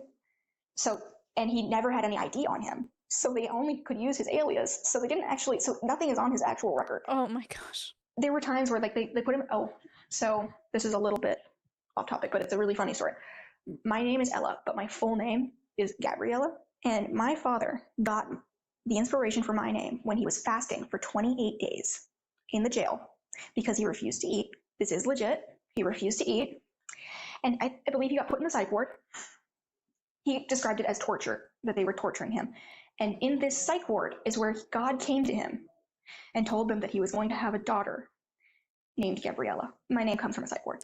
So I feel like DJ Shay, thanks for the raid. Welcome, raiders. Right now we are watching a woman who escaped a sovereign citizen cult that she was raised in. Today we're talking about sovereign citizens. How's it going? Make sure you check out DJ Shay's channel on Twitch. like that's a fun story. Yeah. Okay. So you move to Mexico, and this is within a Mennonite community, and it's just these random people joining into this community, which we know from previous interviews with Mennonites that that's not really how it works, that not anyone can just join. So were you kind of, I just have so many questions. Were you just living in the house and not really a part of anything that they were doing? Were you trying to become Mennonite? Was it just like, this is a free place to live? What's going on here? In Mexico, the Mennonites have been there 100 years. So I was not living in the southern part of Mexico, which would have been like no cars allowed, nothing. This was like, there were Mennonites who were very old order and Mennonites who were much more progressive. So like you wouldn't be able to tell them apart from the, Christian churches. But I lived in an old colony neighborhood. So they still had electricity, but like they all wore the very conservative dresses. Like the collarbone was covered down to the elbows, down to the ankle. The thing is a lot of... I'm going to skip the Mennonite part just because it's sob sit day and, like saying my father was opposing God. And so we were very Christian.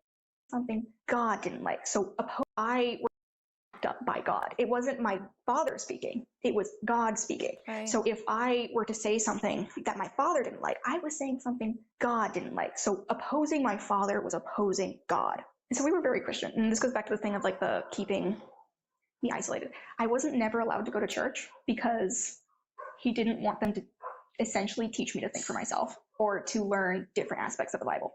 He didn't want me to. So I remember, Carrie Ann's dad is a pastor, and they had an online church, and I decided that I was going to go. So I started attending online church and listening and being like, oh, I'm like, you're not supposed to do this to your kids. They're like, no. I'm like, so my dad isn't God, essentially? Like, I mean, I never thought he was legitimately God, but it was close to that in my subconscious. Like, I can have my own opinions and I'm not being disrespectful, and they're like, yeah, it's your face, not your dad's. You got to figure out what you believe. And I was like, oh. So I remember I called Carrie Ann up. I was just sobbing. I was like, Carrie Ann, if my father's Christianity is what Christianity is, I'm done with it. I don't care if I'm going to hell. I'm leaving. I can't do it anymore. And that's when I started attending church again. She was like, okay, and then I was able to say, all right, I can deal with this Christianity. But whatever my father was, it was just a cult. It's so weird now, like, because when someone gets in a disagreement with me, I immediately go, oh, I must be wrong. I'm sorry. Clearly I am the idiot because I just wanted to like hide away and not stir the pot because my father was incredibly emotional and hated logic, like specifically hated it. And he would tell me, he'd be like, all I talk is facts. And I'm like, how are you determining the facts? Without logic, sans logic, your facts are sus. I don't think you've ever said a fact. In this entire 2 hours, you've been ranting. So there was a lot of that. Also, it was like I took care of my siblings for years. Like I cooked for them, not all the time, but I think her dad and my dad would get along, unfortunately. My dad wasn't a cult leader, though, so that's good. Very much like a third parent. Did your whole family move back to Ecuador, or did you escape on your own? My whole family got to Ecuador, and we were there for a total of 3 weeks, maybe 3 to 4 weeks. I went to visit Carrie Ann for 2 weeks. I convinced my dad to let me go there for 2 weeks. In which time, I got baptized, which wasn't exactly, like, I remember I came out to my mom as Protestant, which makes no sense to anyone, but my dad thought Protestantism was Satanism, so... What? So is he Catholic? What is he? What? Protestant? What? So, like, he would always be like, all these dang Protestants. And I'm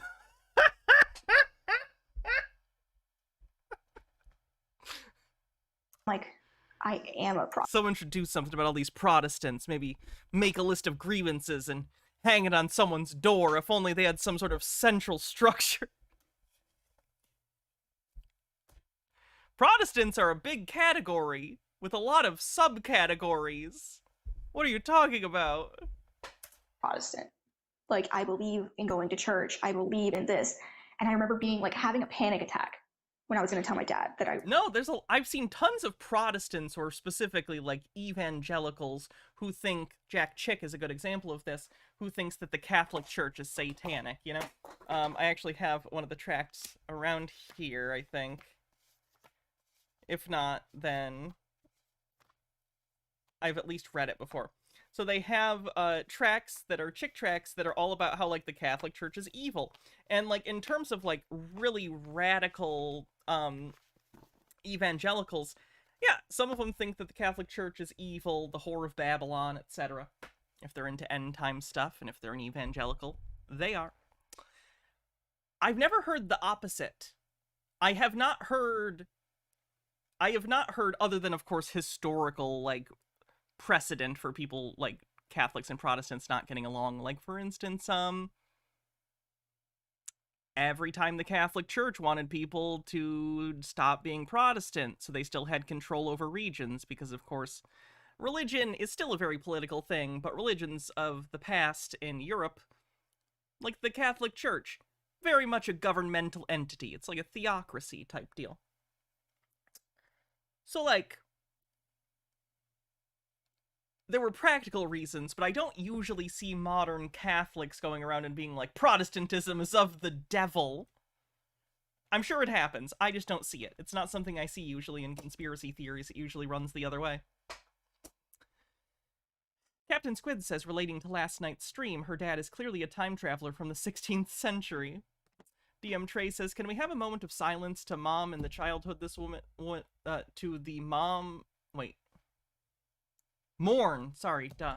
Can we have a moment of silence to mourn the childhood this woman was denied?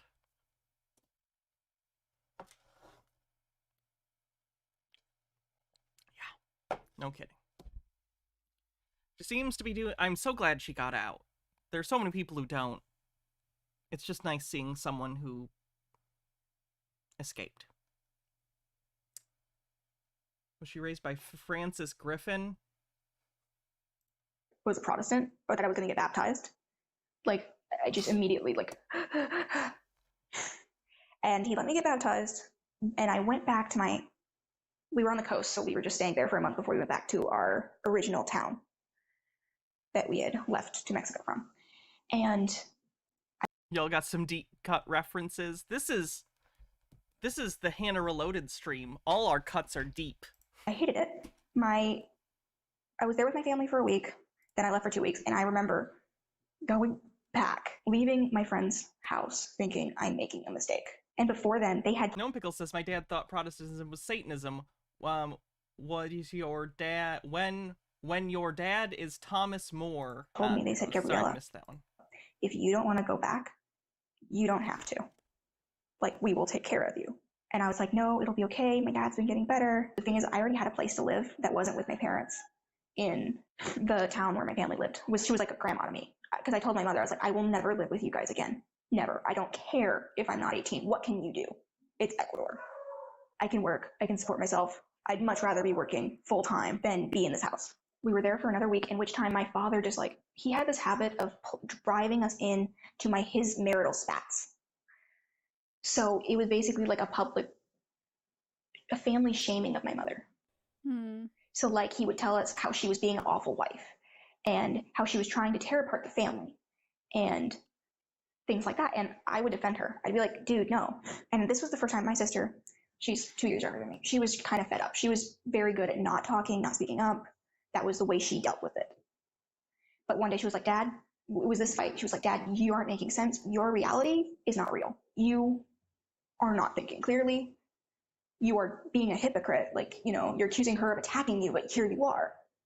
And I just remember being, because like during that time, like before I had been like the standing up for my siblings. Like I was that person. But it was this time where I didn't have it in me anymore. So I just basically huddled in a corner and cried because I couldn't be in the conversation. And my little brother, he was 10.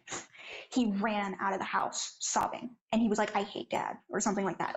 And I go to him and I'm like, I will never leave you. Don't worry. I love you. Everything's going to be okay. I gave him a hug, and it got to the point where the thing is, before I knew a fight was coming, so I had actually packed my bags. Not all of my things, but just the staples, because I had a feeling. Like I called Carrie Ann and I was like, listen, there's going to be a fight. I don't know. Will you be able to come get me? And they were like, yeah. So my mom, I was so proud of her. She left my dad. And he was like, I'm not going to let you leave. I'm not going to let you tear apart this family. And she's like, well, I'll call the police. And he was like, oh, terrified. So immediately he switched from like trying to hold on to me and my sister, like emotionally, to you can't take my sons. You can't take them. It's like he threw me away. He threw me and my sister away, which was, you know, good, but also like, ouch, Dad, really? Yeah. Like he threw me away. And my middle brother, he was on my dad's side. He thought my mom was not being a good submissive wife. Ugh. And during this time, my littlest brother, he wasn't sure if he wanted to go or stay. So like, I remember we got in the taxi and he was like, I don't think I'm supposed to leave. So we let him out because my mom wasn't going to force us to go with either parent. And then he called us as we were halfway to the hotel saying, no, never mind. Take me back. I have a really bad feeling. I am sick to my stomach. Take me back. And we turned around, got him. He was like, He with Goblin says it's a real credit to both this woman and her sister that they were subjected to abuse and still managed to maintain a semblance of independent thought and defiance. She's clearly made of stronger stuff. I don't know how they did this. Her and her sister. Like, this is harrowing. Like, this is... It's an incredible story. I don't know. He goes, as soon as I entered the house, I just felt sick, and I don't know. And I'm like, it's okay. And I told my mom, I was like, all right. So the next day, I called Carrie and I was like, come get me. I need to leave. And my mom was like, no, I want to go back to my town. And I was like, well, you know what, Mom? I'm not. I told her I would be gone for 2 weeks. And then as time went on, I got more and more. My PTSD really flared up because I finally was in a safe place. That it was like I was able to let my guard down enough to where it was like I was a wreck. I basically ended up having to call my mom. Because mind you, I'm still not 18 yet at that point. And I said, I'm not coming back. Because guess what? My mom, a week after being separated from my dad, she took him back. I was like, really? Because she said that she would have at least a 3-month separation before. And she moved in within a week. I was so pissed because it was like, you betrayed me. I finally thought you were standing up for me and standing up for your kids. And you went back. Just completely broke my trust. And so I said, I'm not coming back. I went back for my brother's birthday. My mom did that with, and again, I'm not trying to compare. Obviously, she went through, like, more than me. I'm just trying to lend personal experience to back up what she's saying. That hurts a lot. My mom, like, tried to leave my dad multiple times. She probably still does. It was like an every 6-month thing with them. And every time she went back, that sucks. That sucks when you want your parent to leave because you know they are also in a shitty situation and she's got her own problems. But when you see that happen time and time again, it just destroys your trust. It destroys your view of that person. It's so sad. And at a certain point, you stress about it, and, like, I tried for years to be like, no, like, even as an adult, when I moved out, like, you need to leave. And she'd get to the point, and she'd call me and be like, I'm leaving, I'm going to leave. And I'd be like, great, awesome, you can do this, and I'll help you. And then she'd give up on it, and I you can't deal with that emotional roller coaster. You can't deal with it. It's not your responsibility. And, like, it's understandable to want to try and help people, but if they put you in that cycle and basically use you in that cycle as emotional support over and over and over and over again, it's just not worth it. It's just a toxicity. It's abusive at that point. And sure, that person is a victim themselves, but that doesn't mean they're incapable of victimizing others. My youngest brother, I didn't tell anyone except like my mom that I was going, because it was just gonna be quick. And my Carrie Ann's parents came with me to support me and keep me safe and I got to the park where my little brother was having his birthday party, and he runs up to me, gives me this big hug, and he goes, but his first reaction is, Gabriella, why are you here? Dad thinks you're going to stay. Why are you here? I told you not to come. Immediately, like, oh my goodness. He was just really scared that I wasn't going to be allowed to leave, that I was going to be forced to stay. And that whole party, like, my dad followed me around and was like trying to talk to me and whisper to me. It was making me sick. Like, I was panicking, right? And I kept avoiding him. He was like, can we talk? And I was like, no. I walked away. I went to my house with my chaperones to make sure I could get out of the house again, to gather my things, gather my stuff. I never realized how screwed up my childhood was until I talk about it as factually as I can. And it's like, oh, oops. Okay. So I saw my dad, that was the last time I saw him, and I left. Eventually, my mom found out that he was married while he married her. He wasn't divorced, like he said. So my mother, under her religious morals, she realized, we're not married, we can't live together. So she kicked him out. Oh. At first I was like, my mom called me and she was like, you're a bastard. And I'm like, yes! I'm like, Mom, this is the best freaking news I could have ever received. I was like jumping up and down with joy. She didn't call me a bastard, I did. So I'm like, Mom, so I'm a bastard? And she's like, yeah, I'm like, yes, yes. Wait, why were you excited about that? Because it meant that my mother, under her religious principles, could leave. Okay. And that it would be morally wrong of her not to. Because she wasn't married, and within Christian culture, you don't live with someone you're not married to. Oh, hun. Oh, no.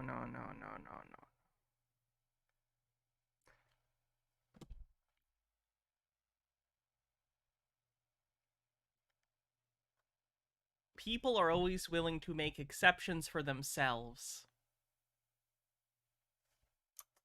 And considering I would have been born out of wedlock would have made me a bastard. I was very happy about this. I was like, yes, yes.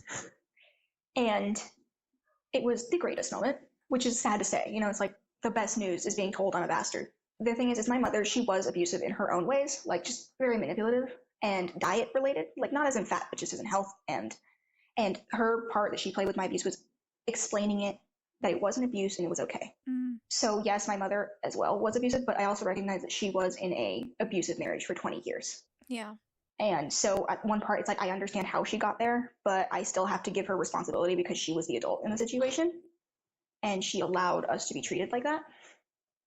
But I still have a relationship with my mother. It is strained because I told her, I was like, Mom, I don't trust you. I don't. It was especially because like I told my mom, I was like, Mom, ever since I was 6 years old, I have told you the right thing to do. Like, I just remember like being as young as 6, being like, Mom, I don't think this is a good idea. And she would come back, she would do it anyway, and come back and be like, yeah, you were right. And it was throughout the whole time. And I would tell my mom, Mom, this is an abusive marriage. Mom, this is bad. Mom, do this. And I know, you know, easier said than done. It would always come back to, no, Gabriella, stop it. You're overreacting. And then eventually it was, oh, you're right. She would always end up doing what I said just way later. And it was like, really, Mom, come on. Yeah. I told you. And she's like, I know. And I'm like, uh-huh. I was like, because I was like crying. My mom was like, Mom, I felt so alone. Like I was the only one who knew this was wrong. But my littlest brother, he definitely recognized it was wrong, way ahead of us. Well, at least in timeline. Like I knew it was wrong first, but I was like 14, 15 before I realized it. And he was like 8. The only reason I knew first is because I was older. And so I decided to stay. My friends brought me on a bus, and I stayed. And truly, it has been some of the best and worst times of my life. I visit my siblings sometimes. It's very hard for me to be in the town where they live just because I get very triggered. And it was nice because I had a therapist reach out to me and say, hey, I think you need help. How can I help you? And that's where I found out that I had depression and anxiety and PTSD and OCD and all of these things. And I'm like, oh, I am eternally screwed up. And so I got into this with the healing processes, I get very angry. But the issue that I have is my father and my mother, they always use their anger and they would let it control them. So I decided as a young girl, well, when I was older, it was, I don't want to be this angry. So I decided that I wasn't going to be. And I didn't know that you could still feel anger without being violent or damaging. So I just kind of buried it. And so lately it's been a thing of like, all right, how can I use this anger productively? How can I make things better for people? And that's why I decided to reach out, because it's like, I can channel my FU energy. Good thing to do. Penakagami says the cycle of leaving and going back is common, but we need to remember it's a lot like an addiction. It's psychological hold that abusers put on their victims that's hard to break. Don't abandon people just because they're not perfect victims. At the same time, you have to look out for yourself and disengage if necessary, because you're the only one who will always be there for you, and other people have their own shit. Help when you can, except when you can't.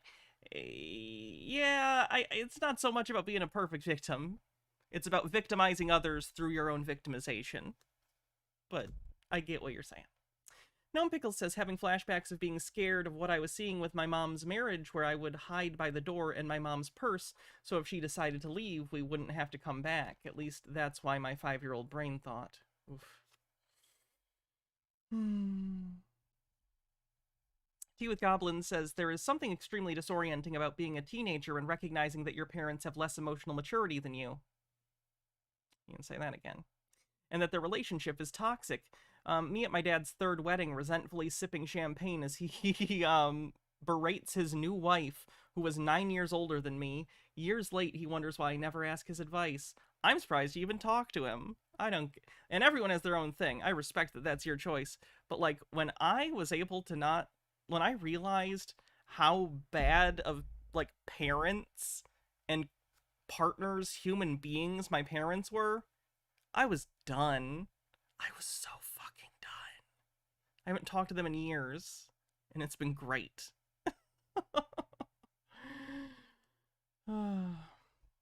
Into spreading awareness. That's the biggest thing. Yeah. Well, it was really brave of you to reach out and decide to share your story. You mentioned in your submission to us that through the channel you were able to recognize certain things that were abusive, and I'm just so happy to hear that that was helpful for you. It was so helpful because I started like watching it every time you released a video.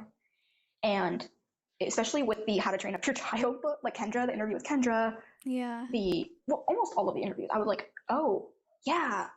Like I remember my dad saying, like he said, cults aren't bad because cults just mean follower of one, until technically we're a cult, but that's not a bad thing.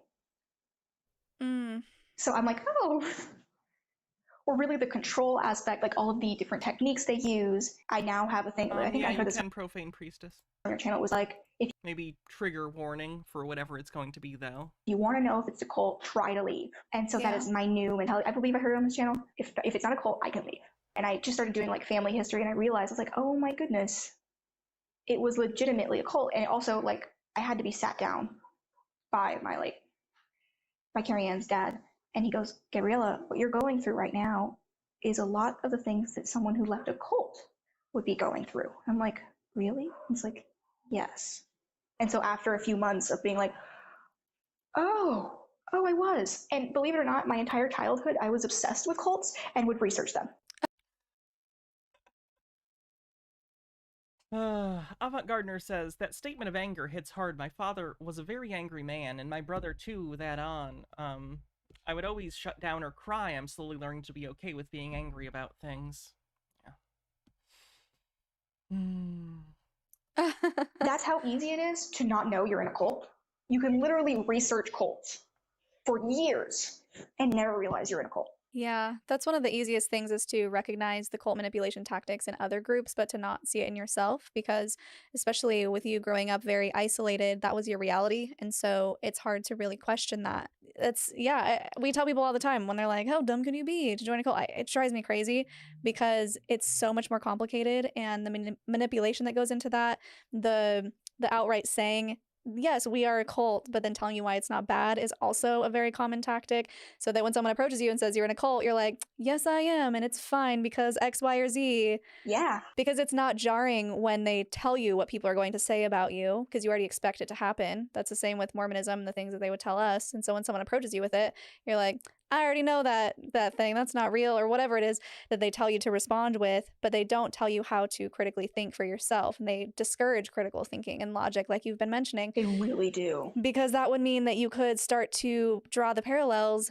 and say, wait, they were controlling my behavior, the information I was allowed to ingest, my thoughts were monitored, or I was supposed to monitor. That's super fucked up, Profane Priestess. That's genuinely so fucked up. For my own thoughts, you talked about the compulsive confessions because of your thoughts, and then the emotional control where they manipulate you and make you think if you leave, you will, like that video. I can't believe that he showed you like a Satanist video and said, if you go to public school, that's what's going to happen to you. That's just hugely emotionally manipulative.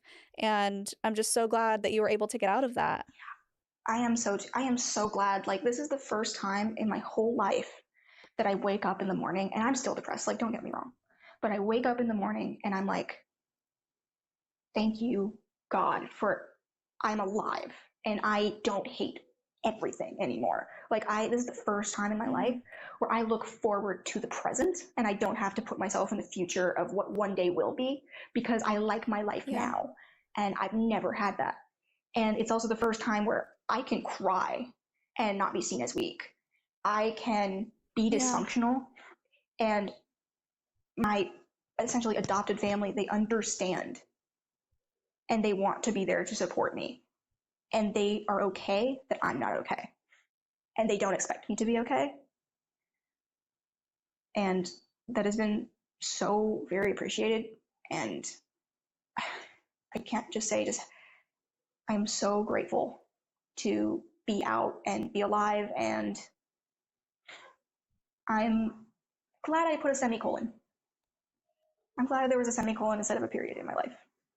I'm with Bonkle Fox on this one.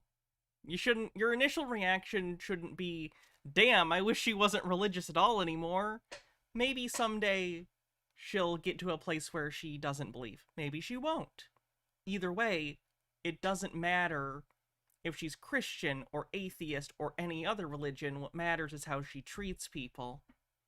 That's the primary thing, and she seems like a really good person who cares about others, and she got away from abuse, and that's the important thing. You shouldn't morally judge people just because they're religious. You can judge them if they're using their religion to harm people, but you shouldn't judge people for that in that way. That's not good. If that makes sense. Everyone believes things that aren't true, religious or not. We all have things in our worldview that are not entirely accurate and don't map one-to-one. We all have mental constructs, we all have all sorts of things, that are not exactly entirely correct, but that's okay, because in totality as a person, you don't have to be right about every single thing you believe, as long as you're a decent person, right? It's fine. Yeah, and what you mentioned about the family who's taking care of you, I'm so happy that you have them. That's incredible. It's okay to not be okay, because this is a journey and you haven't been out that long and you are discovering new things and how it affected you, and things are still going to come up, and that's okay. I think that's the biggest thing that I want to make sure that you know is that when you leave something, it's amazing to physically remove yourself from that environment if possible. And it's amazing that you have these people who can help you, and knowing that it's going to take a while. It's a process to unwind those mentalities, to retrain your brain to think a different way. It's okay to be wrong about things, but religion is in a different category all to itself. In what way? Like, what do you mean? And I'm not trying to, this isn't rhetorical, this isn't a gotcha.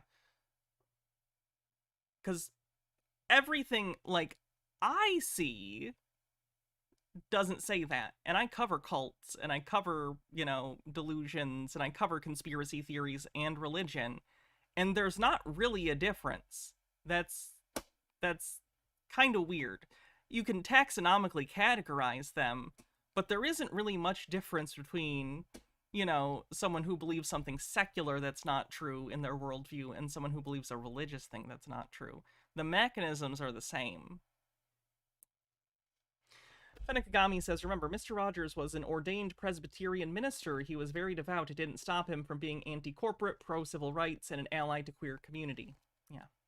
And the idea that, like, religions are just a cult plus time, I understand what you're saying. Religions grow out of cults often, but that doesn't mean that they are the exact same thing, right? Homo sapiens, for instance, evolved from earlier hominids. That doesn't mean we are those earlier hominids.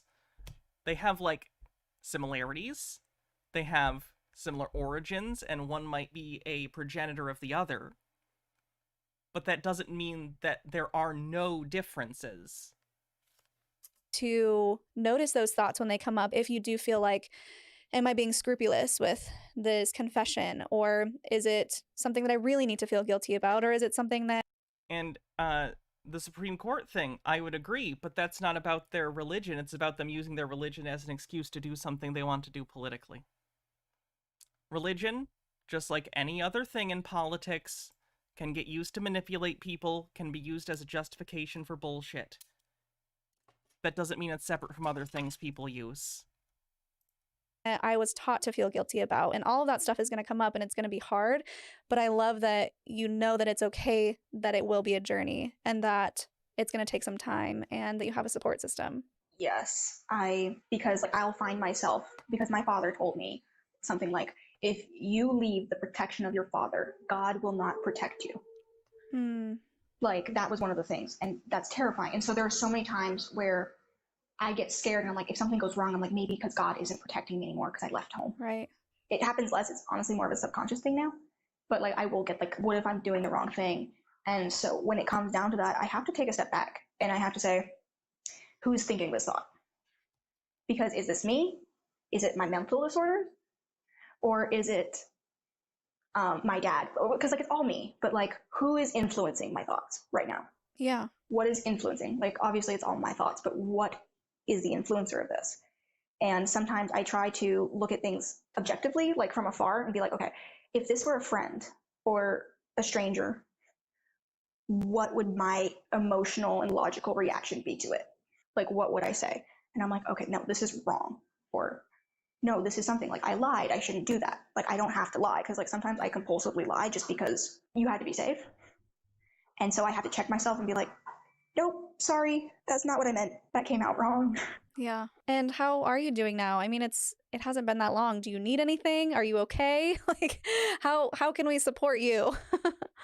Honestly, the biggest support I can have is a platform that allows me to share my story, because I was told my whole life to shut up. And so by me doing this is essentially the biggest FU to my dad I could give. And something I'm working on, because I never had any documents. My birth certificate was canceled, because I did get a passport because they filed for a delayed birth certificate. But because my father filed it improperly, they canceled it. It's real. It's legit. I called the peoples, though I can't get a social security number. I have a passport because I was able to get it while I still had a valid birth certificate. Okay. But now it's I don't have any documentation. So I've been trying to figure out how I can get that. But every office that I've called, Social Security Department, the Vital Health Records, they're we don't know what to do with you. Okay. That's one of the reasons I'm still in Ecuador, because I can't legally work in the U.S. But your goal is to move back to the U.S.? Yes. Okay, so if anyone listening knows how to help Ella with this, please leave it in the comments below, or you can email me at cultstoconsciousness@gmail.com so we can help. Again, you say, so much of conservative ideology is born out of religion. The impact of religion in our world is objectively worse than just people being wrong about things. I see. Okay, you're putting the cart before the horse here. You think that people have bad religious views because of their religion, and don't understand that people have bad political views regardless, and will use their worldview, including their religion, to justify that. If it wasn't fundamentalist Christianity, it would be something else. And no, conservative thought did not come only out of religion. Conservative thought and the very distinction that we have today between, like, conservative and liberal comes about from, like, the French Revolution. That's a conflict that has to do with, like, civics. It's a conflict that has to do with, wealth distribution, has to do with classism. Like, you cannot look at history or humans unidimensionally like this. You cannot be like, all evil is this, or this is always evil. It's such a broad category. You're not helping yourself. Her get back to the States. And, like, I feel like I'm coming off as, I'm not trying to be condescending. I'm not trying to be a dick. I'm not trying to force my view on you either. I'm just concerned, because I saw a lot of that in myself when I was younger. When I was newly non-religious, and I had a lot of anger pent up surrounding people in my life who had taught me things that I felt now were not true. And then for a while I allowed that anger to influence my feelings on other people who didn't do anything to me, who aren't bad people, who are kind people. People believe all sorts of things that aren't true all the time. Believe me on this. Believe me on this. I am the person who knows this. Every single person on the planet has at least one or two things in their worldview that are wrong, or subjective at the very least. You don't have to think that religion is true. I don't. I don't think any particular religion is true. I don't believe in deities, and I don't know enough about religions without deities to speak to them. But I don't believe in the supernatural. But it also doesn't really matter, right? We share the world with each other. People who are going to think differently than you, and that's okay. It's also okay to try and convince people of your worldview, just like it's free for them to do the opposite, right? We all interact with each other. The fundamental thing that matters above all of that is how we treat each other. Are we all being treated like human beings with dignity? Are we making sure that people's rights are considered and that their rights are protected? And that's not always an easy thing. Sometimes some people's rights butt up against each other. We see this all the time. And I think people make bad decisions, but they think the same of me. You're not going to get anywhere if your primary thing about religion and being non-religious is all religion is always bad and everyone who is religious is lacking something for being so. I'm not telling you you can't believe that. Like I said, anyone can believe whatever they want. But it's not an effective strategy for going through life, through interacting with other people, for being happy in general. So, just something to think about. You don't have to agree with me. You can think I'm a lib or whatever, but that's how I feel about it. That's where she wants to be. And I really want to say how much I appreciate your channel and what you're doing to spread awareness to all of these high control groups and these cults, because it really is invaluable. And so thank you. Yeah, it makes me so happy to know that it's been helpful in your deconstruction process. And wow, yeah, when you said you just You're having an anime argument, I'm very happy for you. left 6-7 months ago and the channel is helpful, I was like, oh my gosh, this is wild to me. Like I guess I know through messages and comments that people are being affected through the channel, but to really talk to someone who's been able to go through that journey and find value in this, it's really valuable for us, and it helps me keep going because, you know, this work is hard listening to these stories, and it's so important though, and I want to make sure that people do have a voice. Sorry, H-Baird. H-Baird said... Let's see if I can actually... H-Baird says, in 2020 I volunteered a lot to help Virginia pass LGBT civil... Excuse me. For Virginia to pass LGBT rights protections. So, churches were some of our best sources for letters and phone call legislators. Just because some of them people claim they speak for God and do bad things doesn't mean everyone who's religious thinks that way. Yep. Voice, and they have a place to share, and so I'm just really happy that you reached out, so thank you. Thank you. Thank you for allowing me to say it. Yeah, I need your Linda listen moment, your sassy statement, as the viral video with the toddler goes, or Sassy inspiration statement. The hat's from Etsy. If you just search witch hat, it's a witch hat. Has a wire in the brim so you can kind of shape it. Oh my goodness, I've been looking forward to this. All right, so my Linda listen is, if you are unsure if it's a cult, Try and leave. Try and think for yourself. Say something that isn't accepted. And based upon that reaction, you're going to know if that's healthy. Because anyone that tells you not to think clearly doesn't have your best interest in mind. I should also point out one of the reasons that I get on this, like hard. And I hope you all know that it's coming from a place of concern and care, and it's not a place of anger. One second. Early in my YouTube career, one second.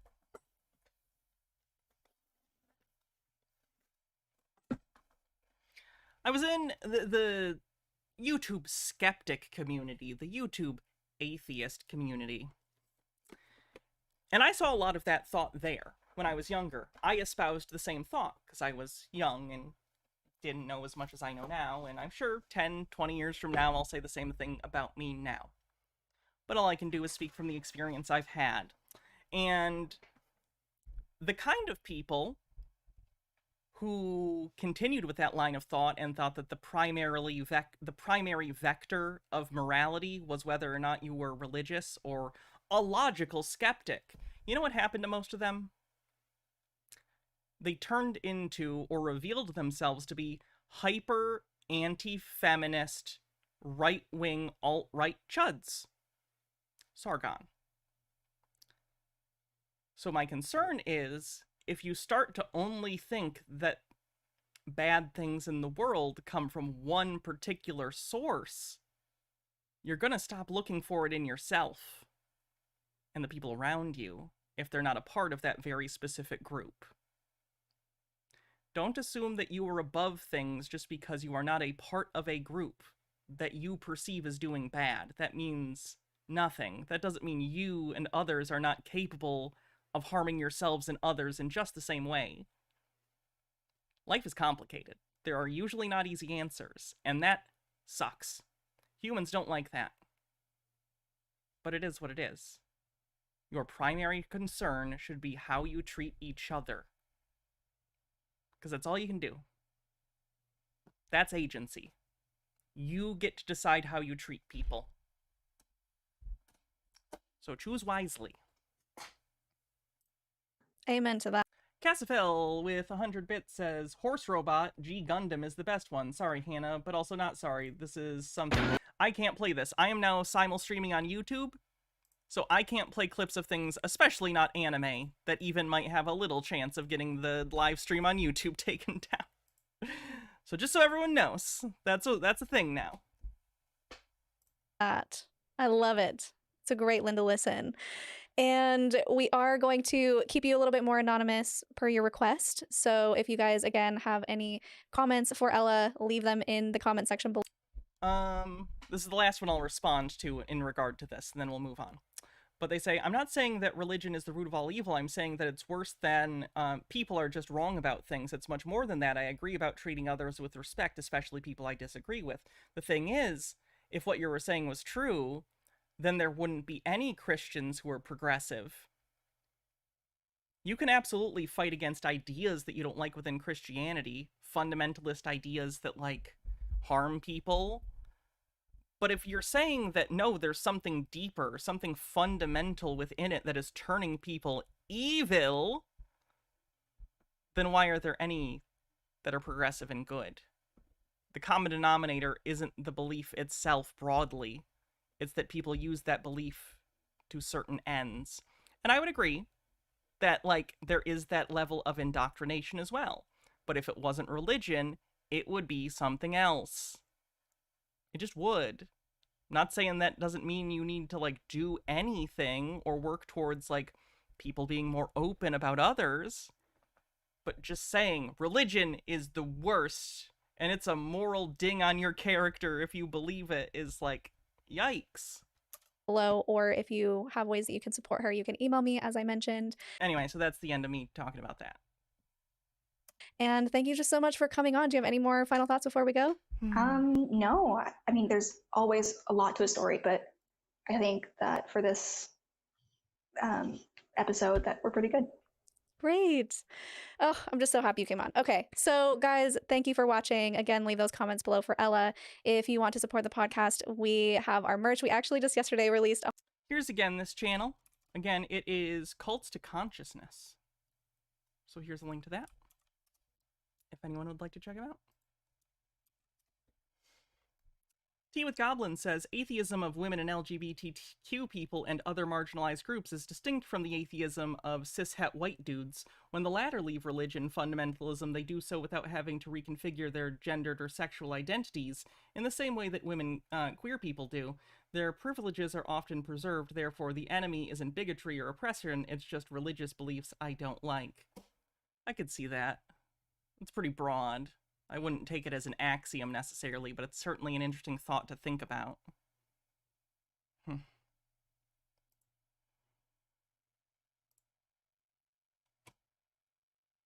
Okay, more Sovsits. That one was pretty serious, so we'll find one that's, you know, different.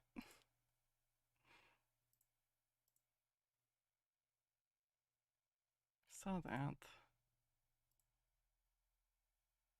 so long. That one's long too. Listen to how a member of my... Oh, you guys know the Moorish citizen thing? You know how sometimes they'll go into people's houses and just try and take them? Here's a guy trying to tell you that that's a thing you can do. It's not. It's very illegal. When people do this, they get arrested, so don't do this.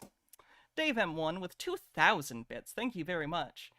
Kicks off a hype train, 8% to level 2, and Sume says, give me someone I can laugh at. Come on, I'm here for funny, not sad. Private adverse... You can always laugh at me. That's always an option. Possession group use adverse possession to claim 8 properties. So hold on. I gotta go back because you're not gonna get away with this. You said you're doing 8 properties right now. Mm-hmm. Okay. How did you find 8 suitable properties for this? Great question. What I did was I found a trust, and it's like a gold mine. Like, I don't think I'm ever gonna find another trust with so many properties. This one man died back in 2006. He died in 2006. When he died, he had a will. And within that will, it created what they call an irrevocable trust. Mm-hmm. Right?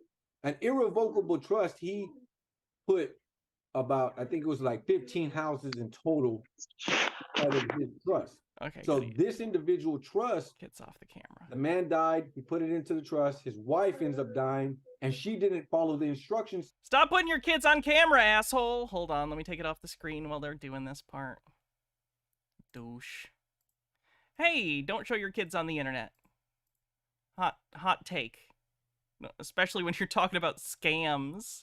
To the trust. So when she died, her son, her only living son, their only living child. Adverse possession means squatting. Yes. Basically, they go into houses and they're like, this is ours now. Was the next in line to the trust. Okay, so within that trust, he ended up putting all these properties, they ended up putting these properties. Anyways, the son became incapacitated. Okay. Meaning that he's mentally, he has been mentally disabled. Correct. And he's currently, from what I'm being told, is that he's currently being in a long-term facility, and he's not able to make. So you're stealing this guy's house? That's disgusting. His own decisions. So all of his properties have been sitting out here for 5 years, 6 years, vacant, right? And I found the trust agreement. See, I found the will and I found the trust agreement in one of the houses I was cleaning out because there was so much stuff inside. That's pretty condescending of you, first name bunch numbers, to act as though my quote-unquote formative experience with atheists means that I am somehow incapable of being an adult and making determinations of my own worldviews. It's kind of shit, but alright, if that's how you need to justify me having a different opinion than you, cool beans. These house people go in there, they live in there, there's homeless people breaking in, stealing everything that's inside the house. I was able to... Overthought says, you're telling me there's a way I can afford a house now? To take possession, secure the home, one by one. Looked at all the properties, one by one, assessed the repairs, assessed the damages, assessed the taxes, assessed the money that's going to be required to bring this house up to code. And I made decisions on 8 of them. I said, hey, these 8 are going to be Looks like you the know, kid's they're gone. falling on disrepair. The city's going to demolishing some of them because they've fallen so much behind on taxes. There's tax suits. I called the Nueces County tax assessor's office. At least it seems like he's doing it to unoccupied houses. When I've seen it, it's been on houses where people come home and they're like, what the fuck? Why are you in my house? Altered Undying says, I remember I knew this couple. They were literally anti any Abrahamic religion. They were neo-pagan. They had their child tell all the other kids in kindergarten they were no Santa. That poor child. They're the ones who made me Christian. Oh. Well, I'm no longer dealing with trolls and bots because they're all part of the Luciferian 30 cult. seconds left on the hype train. This whole system of legality, it's called legalese, was created under Lucifer. It's separate from common law, the laws of the land. These are the laws of humans. Humans that are Luciferians, controlled by Lucifer, worships Lucifer, loves to go to war. And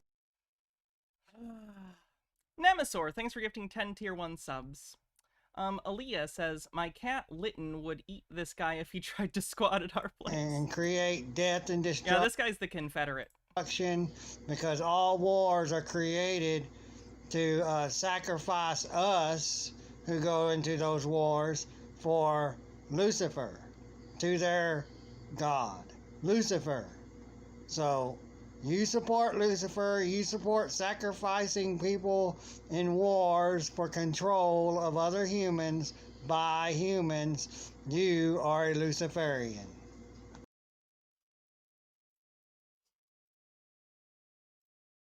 This system that we live under is a Luciferian created system. These people Robo Twilight, thanks for following. That are ruling over us are Luciferians. They worship Lucifer. Here's a good example, for instance, when we're talking about the religion thing. Obviously, this guy is detached from reality, right? He is blaming a singular evil entity, in this case Lucifer, for everything bad. If religion disappeared 30 years ago, or if it had never existed, this guy wouldn't, be doing better. If we take away butterfly effect stuff and just directly say, let's say everything about this guy's life was pretty much the same except he didn't believe in Christianity or Christianity didn't exist, he would be coming up with some other thing. Not all delusions are religious. People borrow from their religions and their worldviews when their delusions are formed, obviously. That's why you have people, if you take hallucinogenic drugs and you're from the United States, you're more likely to see Jesus. If you're from other places in the world, you might see religious figures from faiths that you're more familiar with. It's not because these faiths are real, it's because we're primed for these narratives. So certainly, Christianity and any particular religion primes you for certain narratives, but we're primed for all sorts of narratives. If it wasn't Satan, he would come up with some other entity, some other thing that was the big evil force, because that's what a lot of conspiracies do, is the world is complicated, the world makes you feel ambivalent because it's so confusing, you don't know your place in it, so you craft narratives within the framework you already understand in order to simplify it. So if you are Christian, Satan is a good thing to pull from, because obviously, in Christianity, cultural Christianity, there's that idea of, the devil is the most evil thing, and he's got a pitchfork, and he's gonna trick you into doing sins. It's a go-to. Stone Corbell says, our system is a Luciferian system. See mean capitalism, says Avant Gardner. Garot says, excellent stream, Hannah, so hot. CJ Oracle, thanks for 31 months, says, I am a practicing attorney. He's correct about the law being Luciferian. Hail Satan! 19% to level 4 on the hype train. You can go look it up. The Khazarian Mafia, the God Eaters, Part 1 and Part 2. Did you have a link to that? Because that sounds interesting.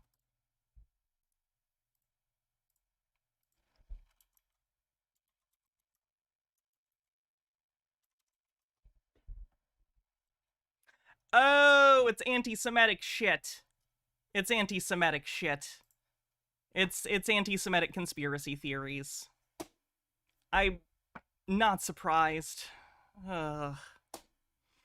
Marcus Drake says these people make lawyers and the law sound so cool. I heard 2 coworkers arguing over if ACAB means you can't pet police dogs. We're not that interesting. Minute left on the hype. Go look it up. It's the system we are living under. And as long as you support this system and these... Wait, you're telling me that the Confederate apologist is also anti-Semitic? So-called... Now you're speaking crazy. ...laws that they created, you support Lucifer. You support this Luciferian system. So you're under the control of Lucifer. And you don't even know it. And you arrogantly and ignorantly support it without knowing. All right, then. Thanks for the hype train. That is Marcel.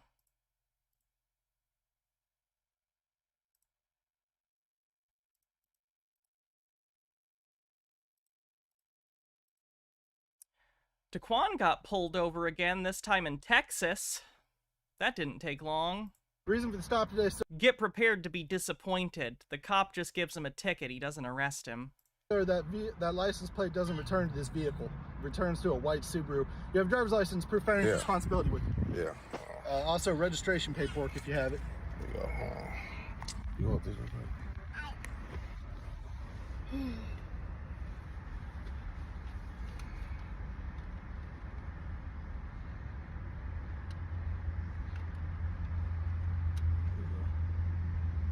Okay. So this is not a valid government-recognized driver's license. Yes, this is valid identification. Yes, you sir. have the registration, the proof of financial responsibility for the vehicle, insurance. No, I only got that. That's all I got with me. What's going on with the plates? Where'd they come from? Those private plates. Those Okay. not, yeah. So there's no such thing as private plates. Either you have plates or you don't. Those are not plates. You bought them. They look like plates. They're not plates. So you're aware that it's illegal to display private plates. You're required to have a government-issued license. No, it's a banner. It's not anybody else's plates or anything like that. So this is your vehicle, Mr. Williams? Yes, sir. Okay. Where'd you get it from? I got it from the state of Florida. Okay. You got the truck in Florida? Yes, sir. Okay. You in Houston visiting right now, bud? Yeah, I live in Florida. Okay. That's not true. He's literally just lying to this cop. He just bought a house in Houston. We know this. He's doing videos on this. He's doing videos about the remodel. He bought a house in Houston. He lives in Houston now. He's lying. What part of Florida? I live in the Republic of Florida. Like, I live in an urban area. Okay. Only reason I asked, this doesn't have an address on it. That's why I'm asking. Sorry. Yeah, I live in a rural area. Okay. Yes, sir. All right, sit tight for a minute. Yes, sir.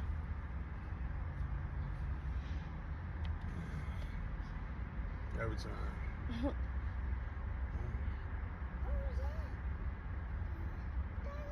Kids are in the car.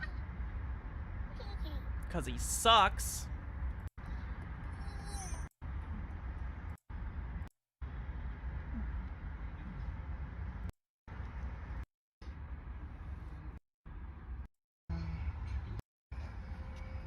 What a burger. How long you have the truck for? Like 2 years. And you have no insurance on it whatsoever? No. Okay.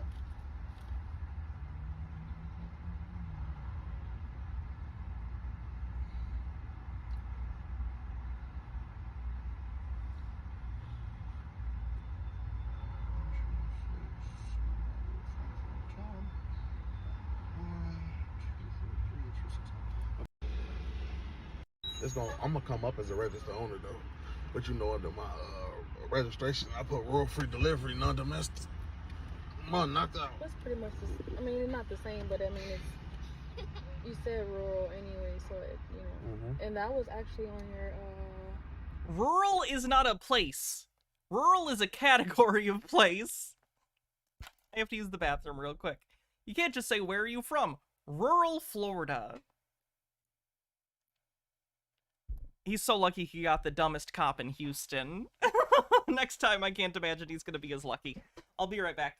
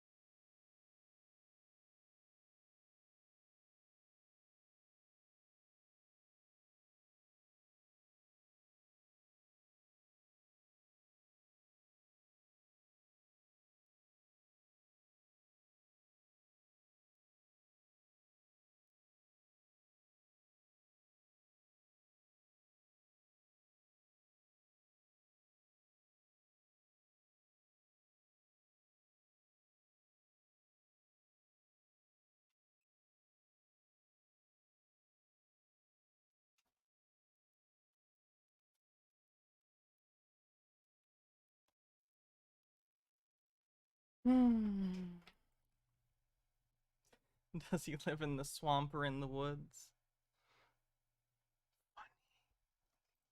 International driver's license, so. Yeah. Yeah. He said he have any previous contracts. Hell, I say he ain't never had no contract with the state. Boy. I think he doesn't have any bad energy. I think. No, I don't get. I ain't trying to, make. But you know, some cops be like on it Yeah. type of thing. I don't think he. Usually it'd be a citation. Yeah, cause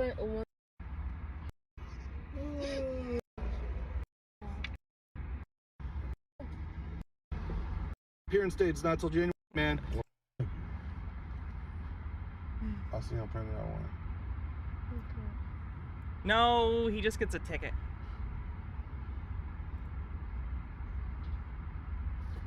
Oh,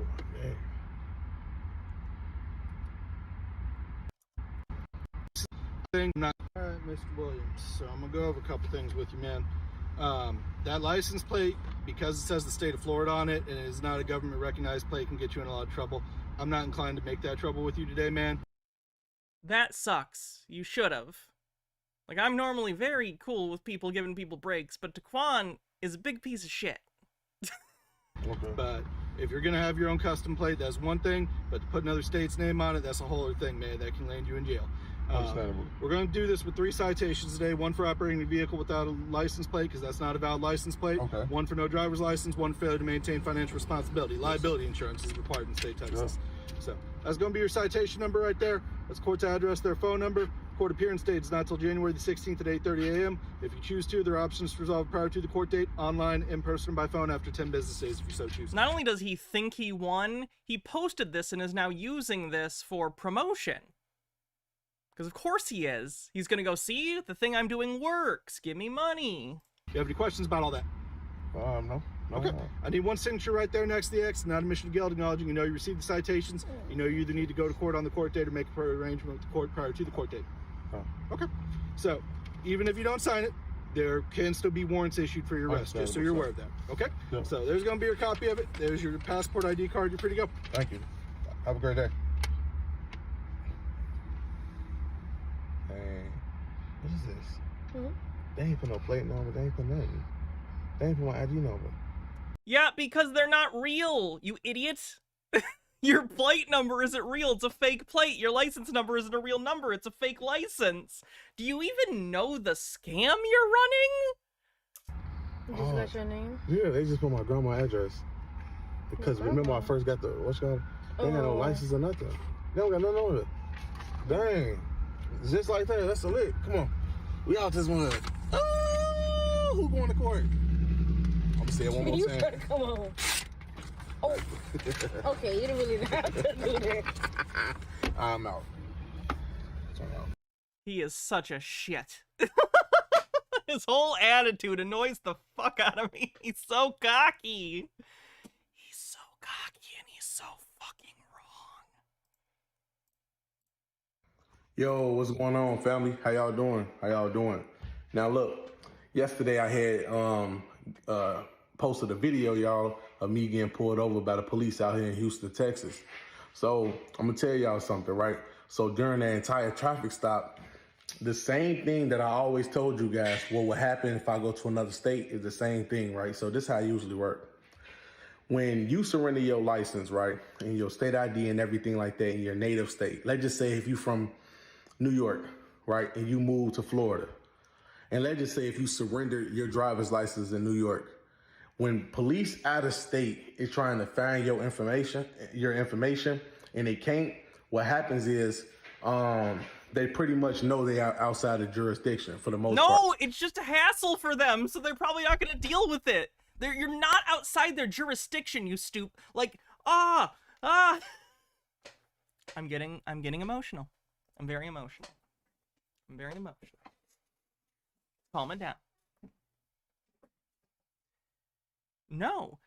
At best, like the cop that you just dealt with, they're going to not want to deal with, like, calling and figuring it out, so they'll just, like, let you go sometimes, but not always. They could arrest you. They probably just don't want to do the paperwork, especially because your family's in the car, and that's a pain in the ass. So no, you are not outside of their jurisdiction. That's not how jurisdiction works. Black's Law Dictionary request. Overthought. What do you want me to spell? Jurisdiction can do. Because remember, they need that address in order to bond over a matter, but not really the address. They could just fucking arrest you. It's really your state ID or your state driver's license, because putting a Did he literally just person name with an address with a date of birth down for a citation is not enough proof for a jurisdiction. Yes, it is. You were literally in the jurisdiction of Houston. You were in Houston, where your house is. So you were within the jurisdiction of that cop's authority. Ugh.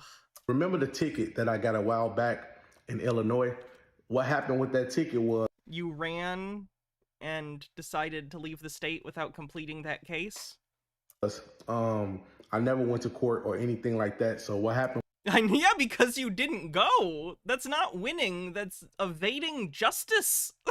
That's not... You didn't find a trick. You broke the law. Oh, we're almost there with jurisdiction. Jurisdiction, a term of Jurisdiction, a term of comprehensive import, embracing every kind of judicial action. It's the power of the court to decide a matter in controversy and presupposes the existence of a duly constituted court with control over the subject matter and the parties. Jurisdiction defines the powers of the court to inquire into facts, apply the law, make decisions, and declare judgment.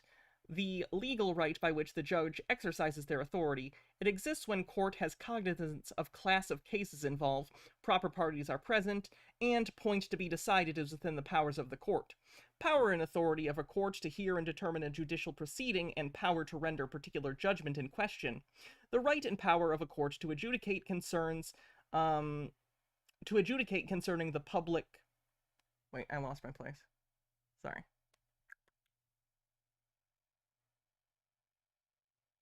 Power and authority of a court to hear and determine a judicial proceeding, and power to render a particular judgment in question. The right and power of a court to adjudicate concerning the subject matter in a given case. The term may have different meanings in different contexts.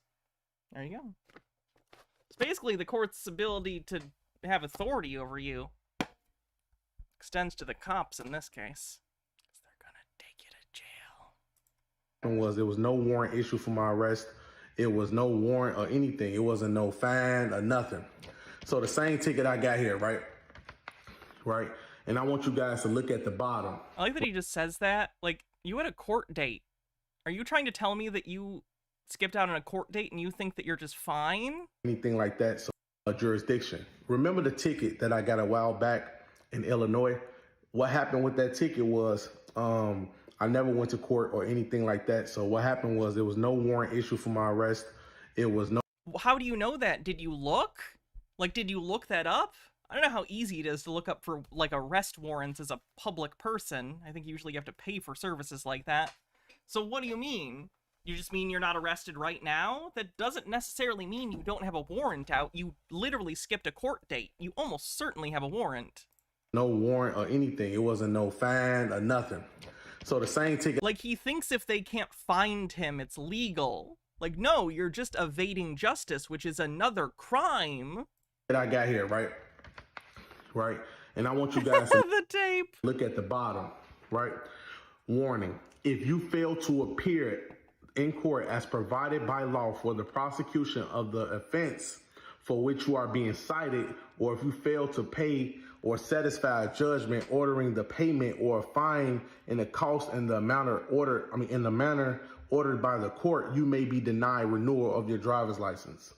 I don't have a driver's license to suspend. He thinks he nailed it. He thinks in that sentence, he's like, take that, I don't have a driver's license you can suspend. Right, that's worse. You get that's worse, right? That's so much worse. You get what I'm saying, family? So when you get what I'm saying? What you're saying is you're gonna go to jail eventually over this. You are so lucky you are not in jail right now. You receive stuff like this, citations, throw that shit in the garbage, especially if you got no contracts in the state that you're currently in. And also make sure that all of your states, make sure all of your contracts in your current state or your previous state is surrendered before you want to move to a new state, because they all connected. You get what I'm saying? So the citation means nothing, especially when they put no driver's license or anything like that. Look what they put. They put the defendant's last name, first name, middle name, just put the date of birth. Yes, and all of this is in their system. So next time you get pulled over, which I assume will be soon, maybe by the same cop, you live in the area, you're probably going to see him again eventually. You're going to get pulled over, they're going to see this citation and go, oh, that's this guy. Oh, okay. Well, he needs to go to jail. And they put the vehicle, the identification of my vehicle. They just put a Ram, a red Ram. Did they put the VIN number? Nope, I don't even see the VIN number. No driver's license, nothing. They ain't put a license plate number. They didn't put an ID number or nothing. Your ID is fake. The only thing they used was an address that I never lived at. This is why I gave the Ram dealership. So when okay, so you're also admitting to fraud that you gave a false address for the car you bought. Like, he's like, I know how to fix this crime. More crime. It'll catch up to you. It'll catch up to you. Or maybe that's just something I'm telling myself, because it sucks seeing people get away with crime. Like this blatantly, too. This blatantly. Fedekagami says, speaking of court, did you hear that Trump's attorneys are so incompetent that they missed the date for filing his appeal to keep the gag order froze? So the gag order they got frozen has now been reinstated. This is the fraud case in New York I'm talking about, by the way. That's funny. When I went and bought the Ram, of course you can search up the original registration address, but that's not even the address for the vehicle. You get what I'm saying? So it was no jurisdiction right there. And also, as far as like them having personal jurisdiction over me, they don't have none. And yes, they do. Otherwise, why did you pull over? If they don't have jurisdiction, why'd you pull over the car when they turned the lights on? Usually, when you're on the do not detain list and you come in contact... The do not detain list is for police informants. Are you a police informant? With an officer, and let's just say there's no contracts, most of the time they'll still write you a citation. I had students where they got issued a citation and they just put no address on the damn citation. And so they couldn't do anything with the citation. And usually they just throw it out. And it's another thing. Please, I'm glad I had to include this. Remember, never sign a ticket Anytime it doesn't matter. You signed a ticket, you gave acknowledgement of the ticket. That means you. It doesn't matter. You don't need to acknowledge it. That's usually an acknowledgement that says you acknowledge that you need to go on this court date or pay the ticket. And if you don't sign it, often they can arrest you pending a court date. Because that's literally what the signature is for, is to say, hey, I'm agreeing to show up at the court date if I decide not to pay the ticket and try and fight it in court. If you choose not to, they can arrest you because you're not agreeing that you will do that. H-Beard says eventually he'll have enough warrants to have a bounty placed on him, then you can turn him in and cash in. You know that you. Are there any non-racist bounty hunters? Because, like, Dog the Bounty Hunter is the first one that came to mind, but he's, like, super racist. And don't get me wrong, like, Daquan eventually is probably going to go to jail, but I don't want it to be a gross race thing. Received it. So when the officer say, hey, we need the most egalitarian bounty hunter. I need you to sign this. You got this court date. No, I don't want to sign a ticket. He said, okay, man. And let me go. Just like that. If you don't appear, you're going to have a fine. Okay. Send it to, I don't know, the United States Treasury. Have them pay for it. Why would you send it to me? You get what I'm saying? So, family, this is a fresh start. You know, I haven't done one of these videos probably in 3 months. But the last time I got caught up in my own state, the state that I had contracts with originally. And like I said, more information is constantly coming out, more things that we constantly got to figure out. In our native state, the state that we was born in, is 9 times out of 10 is the state that we were slaves in as well.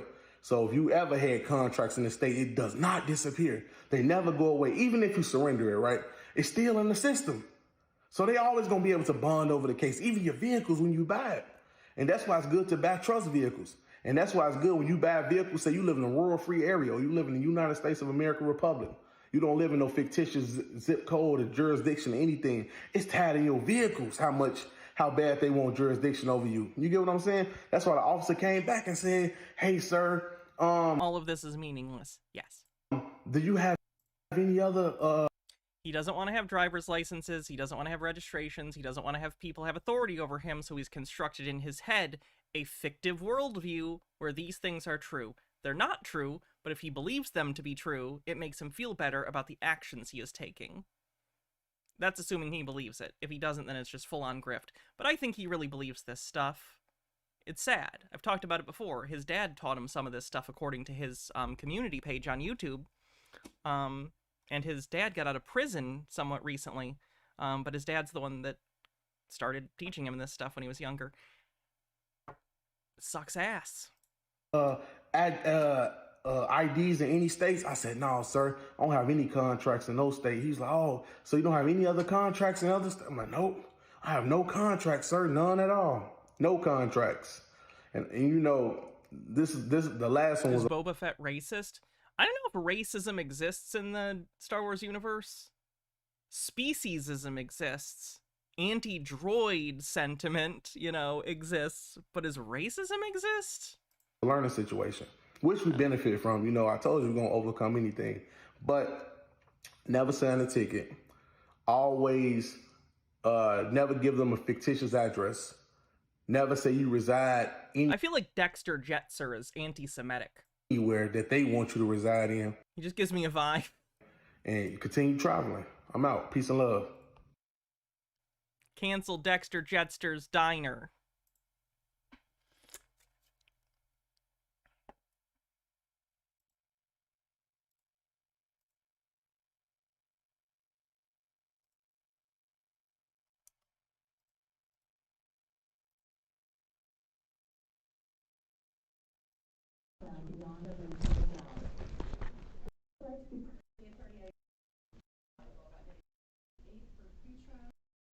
Involved. Okay, so I don't know what that means.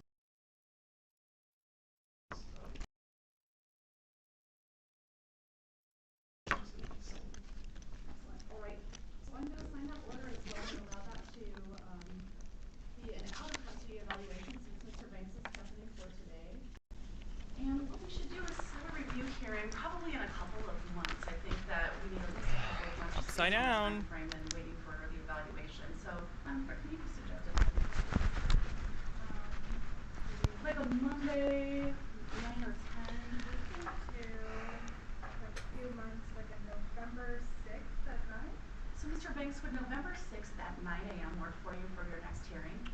No, I would like to give notice of fraud on the court and serve documents to all parties involved. Oh, that's gonna go well.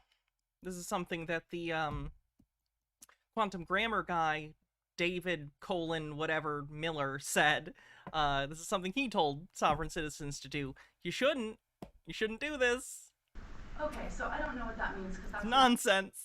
Not in our normal procedure, so you're Okay. welcome to do that if you need to, but Okay, I'm just so asking you're- you about your next court date. Does that November 6th work for you? No, I don't consent to any further court dates. Alright, so does that I don't consent to any further court dates. November 6th, He's about to have a lot more court dates. and if you don't appear on November 6th, I'm issue a warrant for your arrest, okay? Alright, so I've set that date, I've signed the order, and we'll make sure to get a party spot to set that. Ma'am, I need your name again, please. We can talk outside of court. Sir, you represent the city? Yes. May I have your name, please? Sir, you're gonna have to move along because I have other cases that I need to call, so you can ask those questions. Sir, you need to ask may I them. have your name, please? Mr. Banks. Mr. Banks. Sir, Mr. Banks. may I have your It made me laugh, Harold Elberman. It made me laugh. It took me a second. name, please? Sir, sorry, I'm not allowed to talk to you at the moment. Mr. Banks, Okay. I need you to step back, okay? All right. All this information is public record. You can get it. Absolutely. Here. I'm giving you judicial notice. You need to hand it to the clerk. Judicial note. You need to stand What's your back. name, ma'am? You need to stand back.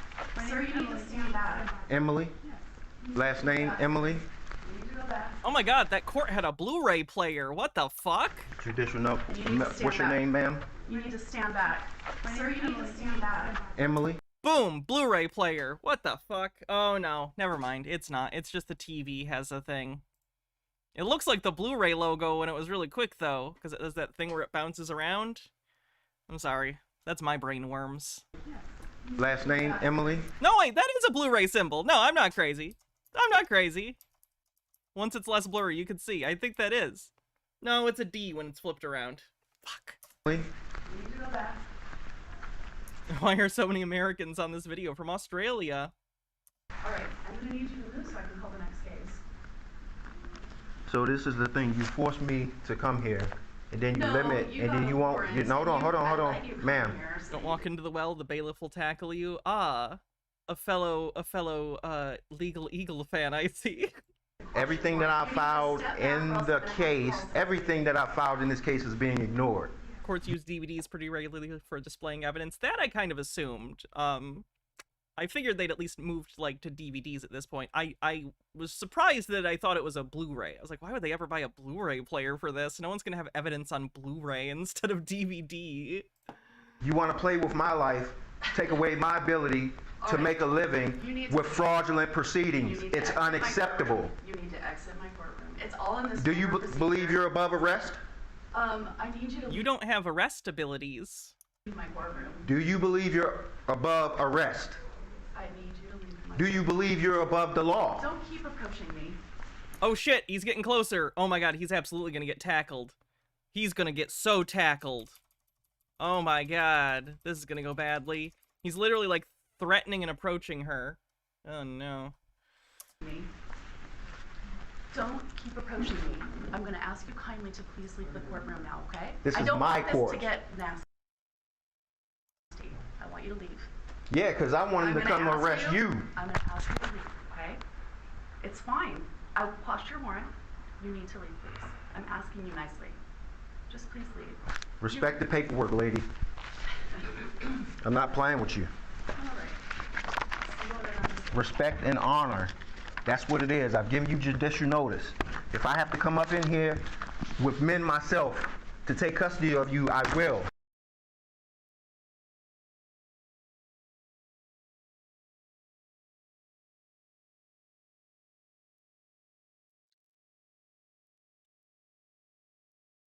Out of all the things you should say in court, this is the least one of them. He just threatened the judge and said basically, I'm gonna come back with a bunch of guys to kidnap you.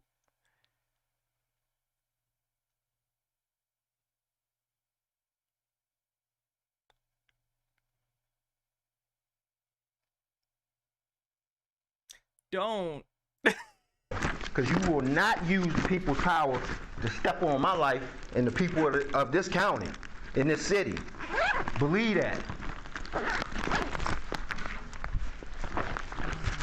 He should get arrested, like, the second he steps out of this courtroom. Like, it could be in, but, like, I'm assuming the judge is saying, like, I'll squash your warrant or quash your warrant or whatever, specifically to, like, get him out of the courtroom because he's acting erratically and there are other people in here and she doesn't want danger in the courtroom, which fair enough. But, like, he's got to get arrested immediately after he leaves the room, right? Yeah, here's a link. I hope your bailiff friend enjoys it. I'm doing good, Carcosian. How are you?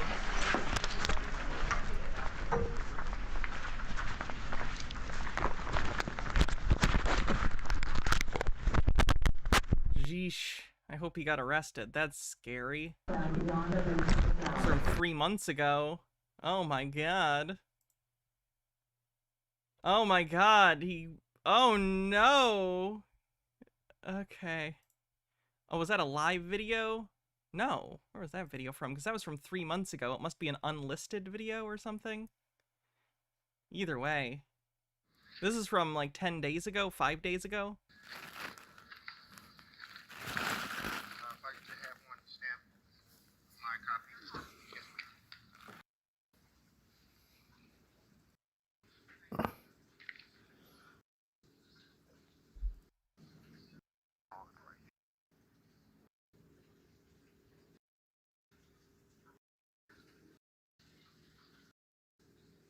See.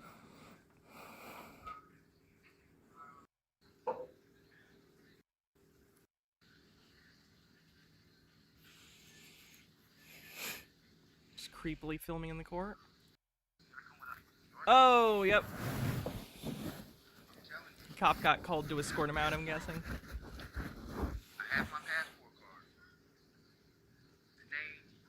For whatever reason, it's completely unlistenable.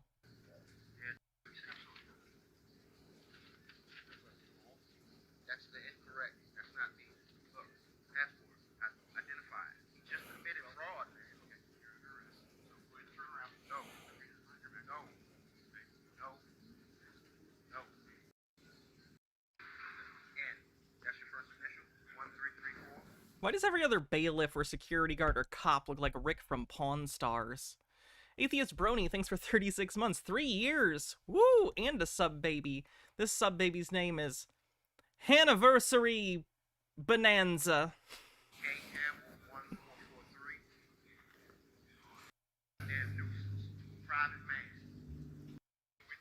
I can't believe he let him go again.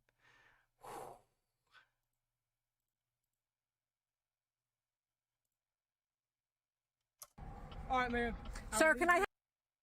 Aren't you not allowed to record a court hearing without permission? Generally. I think it depends on the state, but certainly where I live, that's the case. Have your name, please? I didn't do a crime, sir. And the reason for the stop, okay? Sir, I didn't do a crime. Sir, can I have your name and badge number, please? Yes, it is. It's Deputy McElveen. Deputy McElveen. My badge number is 4300-1576, okay? Okay. And again, I'm going to need you to step out the vehicle for me. I'm not getting out of the vehicle, sir. Okay? I didn't do a crime. I did nothing wrong. I heard no one. Again, I've explained to you. You're operating a vehicle with a fake license. I didn't hurt no one. This is a private vehicle. This is a private vehicle. Gotcha. Double negative. That means you hurt everyone. Or at least someone. Betty Buttcrack is still under the terms of her conviction or settlement. I don't remember which it was. That said she can't post YouTube videos for like a year. So I have not heard anything. I'll let you know as soon as she's able to post again. If she does, I'll let you know. And we'll watch it. Yes, it is.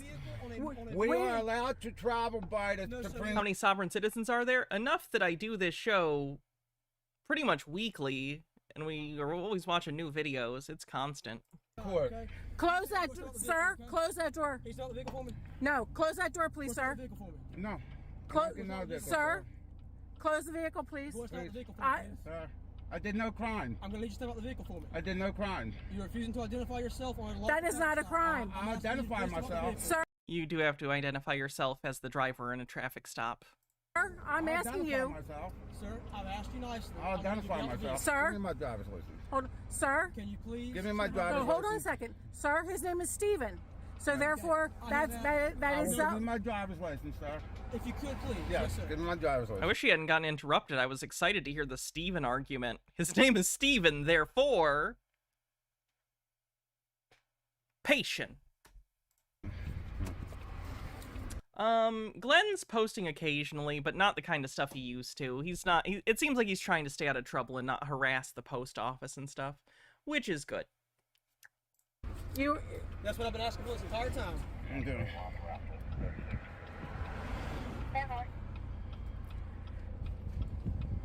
And I'm going to ask you now that he's self-identifying, if you could... I still don't think I ever got a message about the Danzy time thing. I haven't forgotten about it. I'm just still waiting for a DM. Close the door, please. Sorry about the missed bits message, apparently. Stoner Gamer says, have we watched this or the trailer for the adult animated series Daily Butt is putting out? Oh, God. I can't really watch trailers if I'm doing YouTube, I don't think. Like, I don't want to get the stream pulled off on YouTube. I could have phrased that better. All right. Do you have an ID on you, ma'am? Oh, you're good, Stone Crabell. You're fine. Okay, can I see it, please? I'll give you my What's the new Million Channel Points award now? I'm not sure. I'm not sure. I haven't, like, picked a new one. So if you have it, probably just hold off. And I'll add some new options soon. I know I still got to actually set up the poll for the costume thing, too. Sorry. I've been sleeping on that. Passport. No, that's fine. Yeah, Daily Wire didn't like the other day when I covered their stuff, so... They didn't, like, give me a strike or anything. I just had to remove those sections of the video, but I spent a lot of the video watching them, so...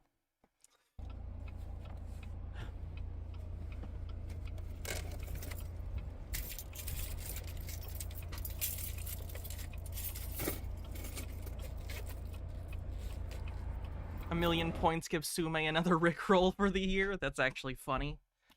No one's gonna spend their... Oh, that's mean. Why would I say something mean? I'm trying not to be mean. I'm sorry I almost said something mean. I'll ask probably on the Discord any ideas for million channel points. I also have some of my own, but if there's any you guys have, post them to the Discord, and I will take a look. You hear me that South Carolina driver's license too? No, sir. Oh, okay. Is that because I'm not driving. Oh, okay. So therefore, you don't need my ID. Okay.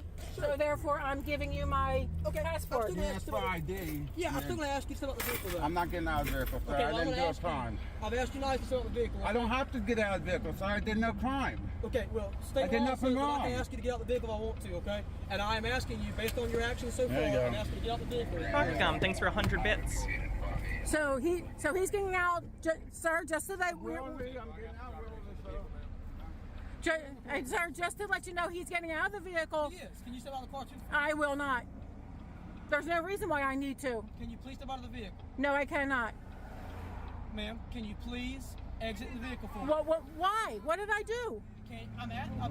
Because you're a passenger in the vehicle, I'm asking you to step out of the vehicle for me.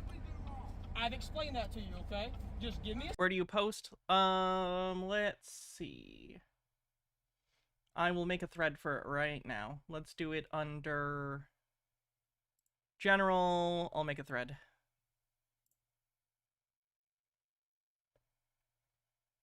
Create thread. New channel. New Twitch channel points ideas.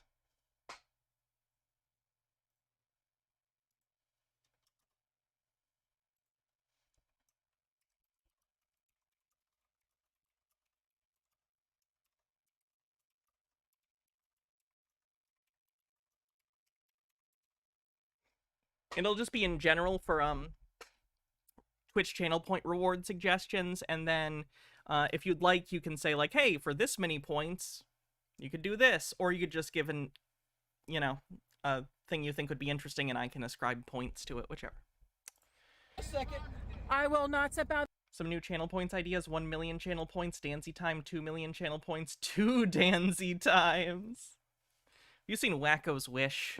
2 hay pennies. The vehicle. Can you please exit the vehicle? There's no reason that I need to. Yes, there is, ma'am. I need you to step out the vehicle for me. No, sir. Ma'am, I've asked you nicely. This is a lawful order. Please exit the vehicle. Well, we didn't do anything wrong, sir. Can you please exit the vehicle? No. For me? I've asked very nicely.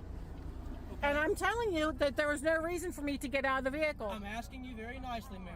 I am not getting out of the vehicle. I've asked you nicely. This is a lawful order. I have not done a crime. I'm not driving. We are traveling. Okay. Excuse me, sir. So what I'm going to tell you is, based on both of y'all's actions, I don't feel comfortable with anything in this vehicle right now. Hold on, sir. I would like to conduct this traffic stop outside of the vehicle based on your actions because I do not feel comfortable with the way you are acting. And that's not my issue. Or any type of thing like there are no weapons in this car. Okay, I've asked nicely. I'm not searching it, sir, but I'm asking you to please exit the vehicle. I will not exit my vehicle. I feel safe here. Okay. Well, I'm asking you again. This is a lawful order to exit the vehicle, okay?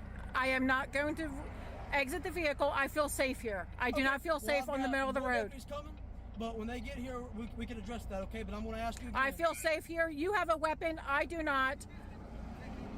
Just give us a ticket and we'll be gone. No. That's not how this is going to go, okay? We didn't break any law. Sir, this is my traffic stop, okay? Please. We have done nothing wrong. I asked you very nicely to exit the vehicle. I am not exiting the vehicle. Can I get a cigarette? No, sir. You cannot. I don't want you reaching back in this vehicle right now. I don't want you. You have a right to get a cigarette? What amendment is that? You need a right to my smokes. I have the right to get a cigarette, sir. What do you think rights are? What? The right isn't just a thing you want to do very badly. I have a right to get a cigarette. I've asked you to step out of my vehicle, okay? I've asked you to step out of my vehicle. All right, I'm gonna ask you that you don't walk toward me anymore. Ma'am, if you would please get out of the vehicle. No, sir. I've explained to you I do not feel comfortable with either one of y'all in this vehicle right now. And I'm sorry that you feel that way, but I'm sorry you feel that way to cop. However, there are no weapons in this vehicle. Okay. And therefore, there is no It's the First Amendment. God damn it, that's good. Reason why you should feel ill about us being here. There is no reason why I should get out. Anything out of this vehicle right now, okay? No, sir, you cannot. I'm asking her to get out of the vehicle. As soon as she gets out the vehicle. Yes, sir, you did. Operating a vehicle with a fake license plate. There's no license plate on this. This is a private vehicle. Again. And therefore, again, ma'am. This is a private vehicle and we are traveling. We are traveling. We are not driving. We are traveling. We have the right to travel, and the Supreme Court of the United States has ruled that we are able to travel freely, unencumbered. No, they haven't. Also, side note.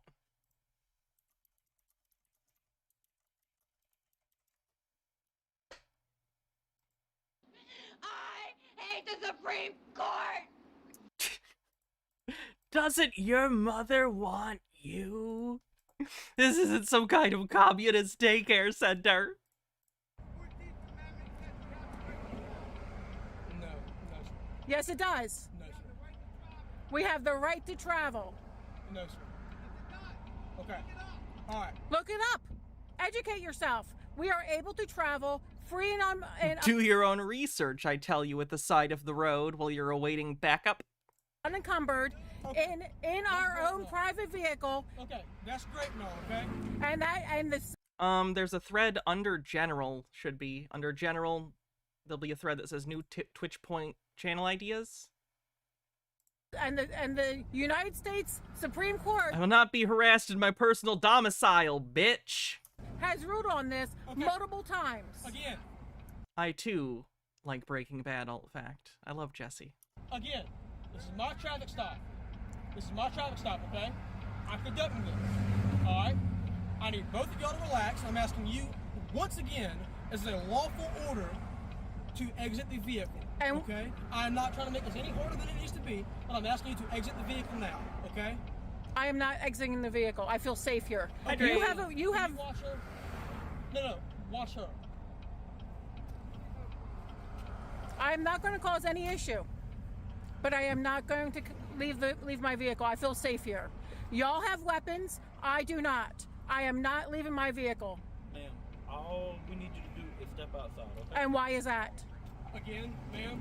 Tell me why I need to leave the A vehicle. lawful order to exit the vehicle, okay? Tell me why.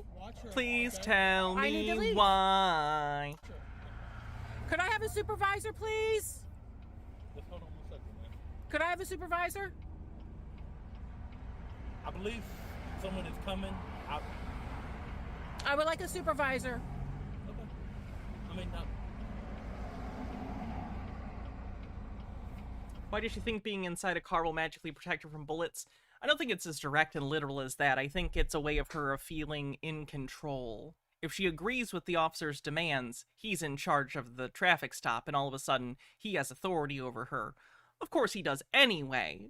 The authority is not dependent on her willingness to cooperate. But in her head, it's a way of feeling like she still has control. Speculative, but that's what I see in a lot of sovereign citizens. Chile de Castro is a good example of this. His whole thing feels very much based on a fear of lack of control, thus the torture cuffs thing. And again, I know that handcuffs can be uncomfortable and then they can get put on in too tight ways.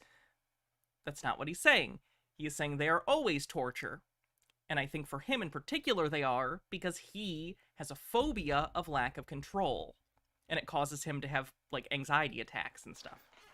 And there's nothing wrong with that. Like, that's, you know, that sucks.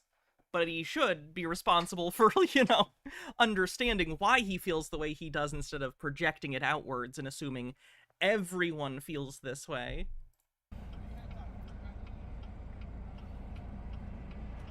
And your name and badge number, sir? Chavis. And your badge number? 75. 75? Thank you, sir. Thanks, Chavis. All right, ma'am. Again, I'm going to ask you, this is a lawful order to exit the vehicle, please. I am not exiting the vehicle. I feel safe here. I'm glad you feel safe in your vehicle, ma'am, but again, this is a lawful order, and you are to exit your vehicle now. Please tell me why I need to exit. I'm not the driver. Ma'am, I am not the I've explained to you we are this is a traveling. You are traveling. This is a lawful order to exit the vehicle now, please. Please tell me why. Because I gave you a lawful order. This cop has been okay so far. I wouldn't call him, like, nice, but he's certainly not mean. He's exerting authority without it escalating. He is consistent in what he is saying to her, and he is, like, finite in what he is saying, but he's also not making it personal. That is good. I've asked you multiple times so you're very you, nicely so to exit the vehicle, please, okay? All right, make sure I'm in frame for this, okay? Good? You got Yep, I got you. waist ahead, right? Yep, I got you. All right. Your name is? Sergeant Tate with And the your Sheriff's Office. and your badge number. Do a Fortnite dance. Okay. You are being ordered out of a vehicle pursuant to case law, Brenlin v. California, which gives us the authority from the Supreme Court of the United States to order passengers out of the vehicle. And the Supreme Court has also ruled that we are able to travel unencumbered. Okay, they didn't say you can drive without a license. Cite a case. They never do. Or when they do, it's a state Supreme Court case they don't understand. Marcus Drake says, ma'am, please exercise your right to travel from the personal conveyance to the side of the road. And H. Baird says, cinematographer cop, this fall on ABC. That's not true. Yes, it is. The Supreme We have an opportunity to go get the hostages. It isn't magic hour yet. Court has ruled on that numerous times, the last time being 2014. Okay. Ma'am, I'm trying to do this as safely and I think there are inconveniently for you as possible. 3 cops and a state trooper was what I saw, I think. So you've received a lawful order to exit the vehicle from one of my deputies. Okay, why do I, if You I'm, need to remove your safety restraint and you need to exit the vehicle. why do I need to exit the vehicle? Ma'am? Why? Because he gave you a lawful order pursuant to case law that But why? gives us that authority. But for our why? safety and your safety Why to step though? out of the Why? vehicle. I'm not you gonna guys- get into semantics with you. you about the guys- argument on the legal grounds on your end as the sovereign part of it. They explain to you they don't feel comfortable with you in the vehicle because you're acting erratically. For those who don't know, we've watched it on stream before. There is a very famous and popular training video for police officers about sovereign citizens, and one of the focal points of the video is cops in the video. This is a real video of it actually happening and really happened. Cop pulled over a couple sovereign citizens and they shot him and murdered him right there in the street. So this is a part of, like, a lot of officers' training. If they know about sovereign citizens, there's a decent chance that their first, like, learning about sovereign citizens was from a police training video that highlighted the danger of sovereign citizens, terrorist attacks they've done, shooting cops.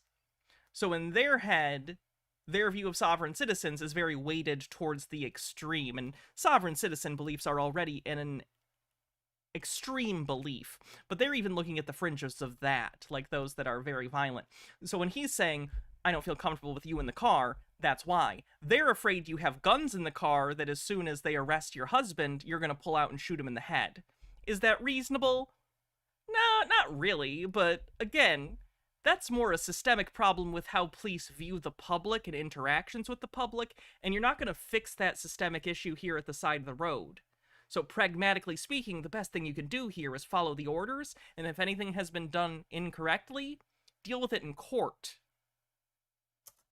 And also, shut the fuck up. Step out of the vehicle, or we will have to physically remove you from the vehicle, which is what we're trying to avoid having to do.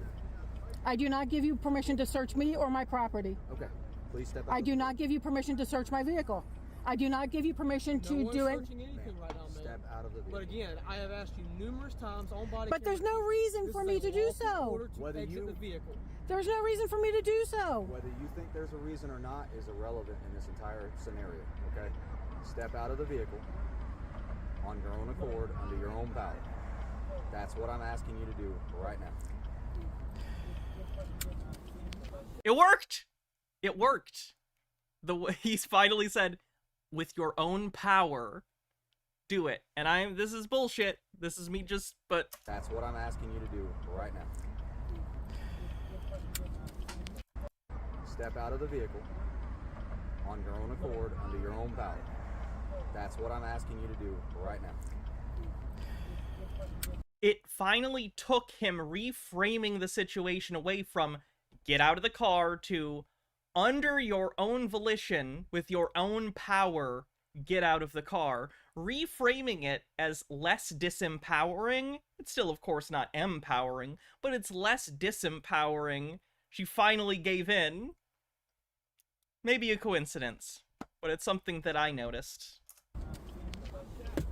I'm grabbing my purse.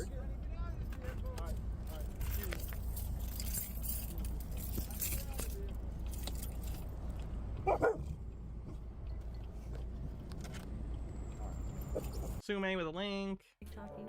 Shut the fuck up, Friday. It's lovely talking to you as always. Oh, hello. We were just talking about you kids. I'm Denise Heberly. And I'm Bill Goodman. Together, we've been fighting fascism for over 50 years. And so much has changed over those 50 years, such as the ingredients to a successful firebomb. And the glass that bank windows are made of. But there's one thing that hasn't changed over 50 years, something that is so important to tell you kids who are new to this movement. Shut the fuck up. You're sitting in the police transport van after a protest? Shut the fuck up. In a holding cell with your comrades? Shut the fuck up. Cop knocks on your door? Shut the fuck up. Texting on an unsecured device? Shut the fuck up. Pulled over by the cops after a protest? Shut the fuck up. Cop just asking about your day? Shut the fuck up. Feds, call your mom? Tell your mother to shut the fuck up. Now, repeat after me. When the cops come calling, what do you do?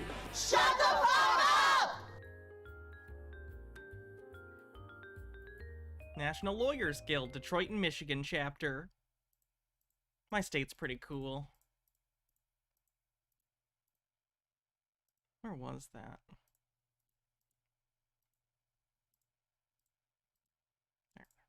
Now, if you would accompany me to the driver's side, I would like for you to be with your dog, okay? So if you would- Oh, good luck, David Taylor, and congrats. Dogs. Okay, multiple. Yes. If you'll, what's the easiest way to get out? Driver's side or passenger side? For the dogs? Yes. To get the dogs out She of wants here. to feel like she has a shred of control in her life. Don't we all? Probably through the back. Okay, well let's go to the back so you can retrieve your dog. I'm gonna shut your door now. I will close my door. I did not give you permission to touch my car. That's fine.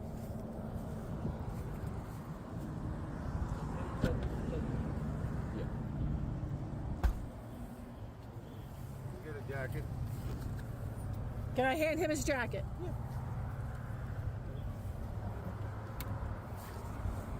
Oh, Puppo. Poor Puppo.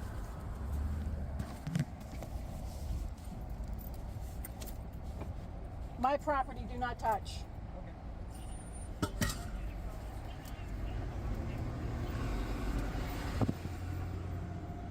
I get a cigarette out of my car? Hold on 1 second. Okay. 1 second. Stop. Now he really wants to smoke. Come on. It's like he's addicted or something.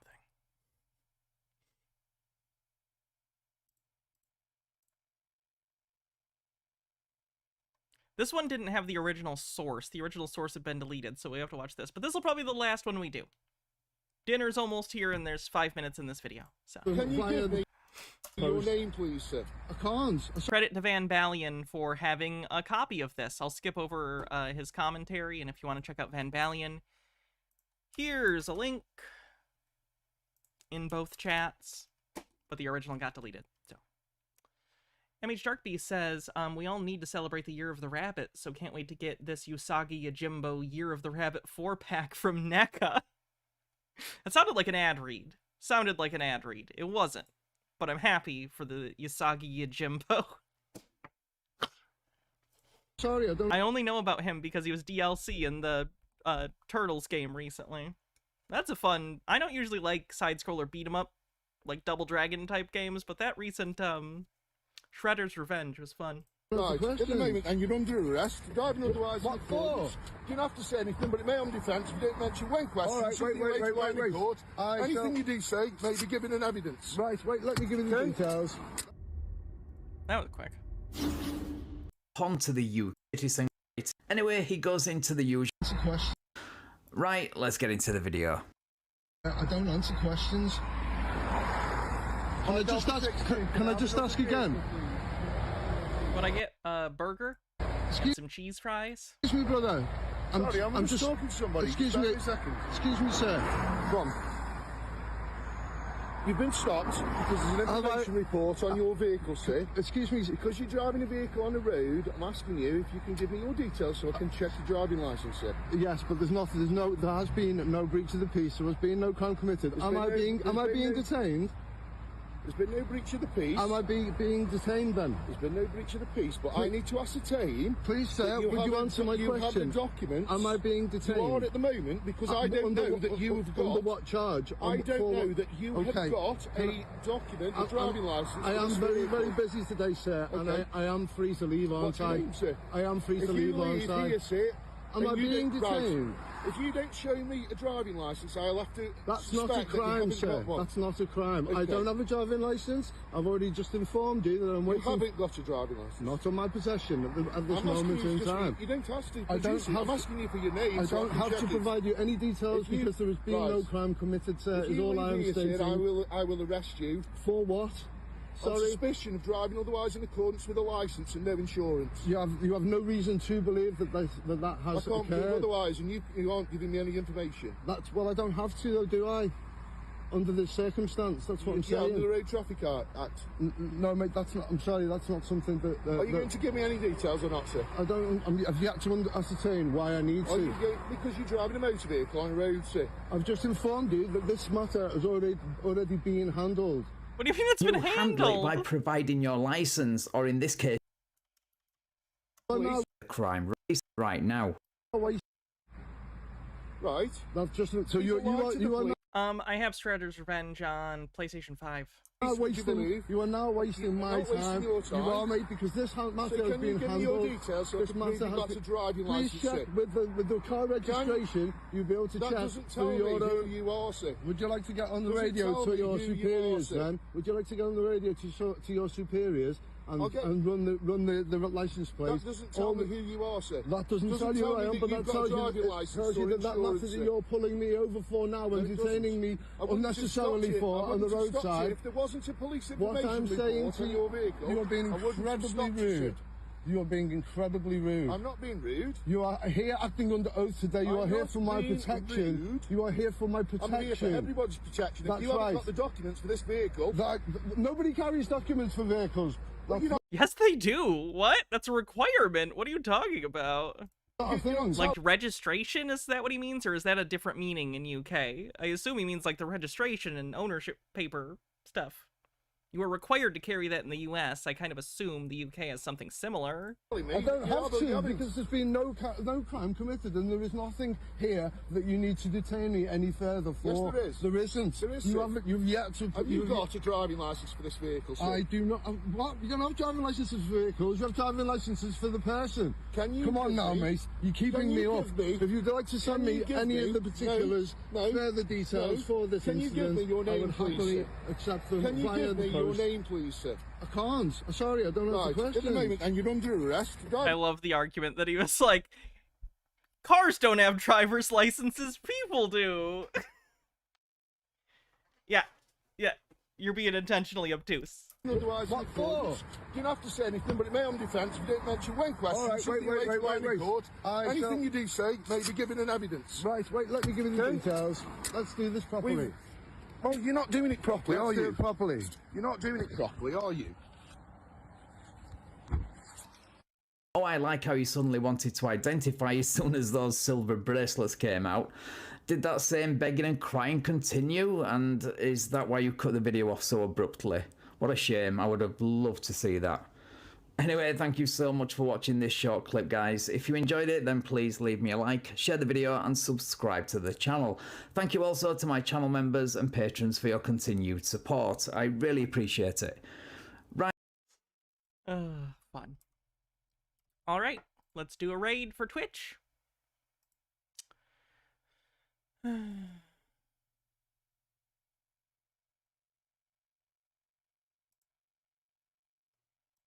Yeah, I wonder why Christianity is a red flag in America.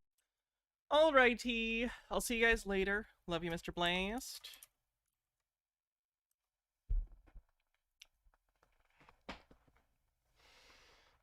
I will have a good night. I hope you have a great one too, Xandris and everyone else. I'll be back tomorrow for something. Normally that'd be a YouTube stream, but every day's a YouTube stream now, I guess, so we're doing whatever. Maybe Chud Watch. Alright, have a good night. Oh, I gotta sneeze.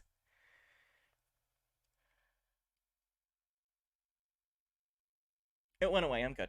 Bye!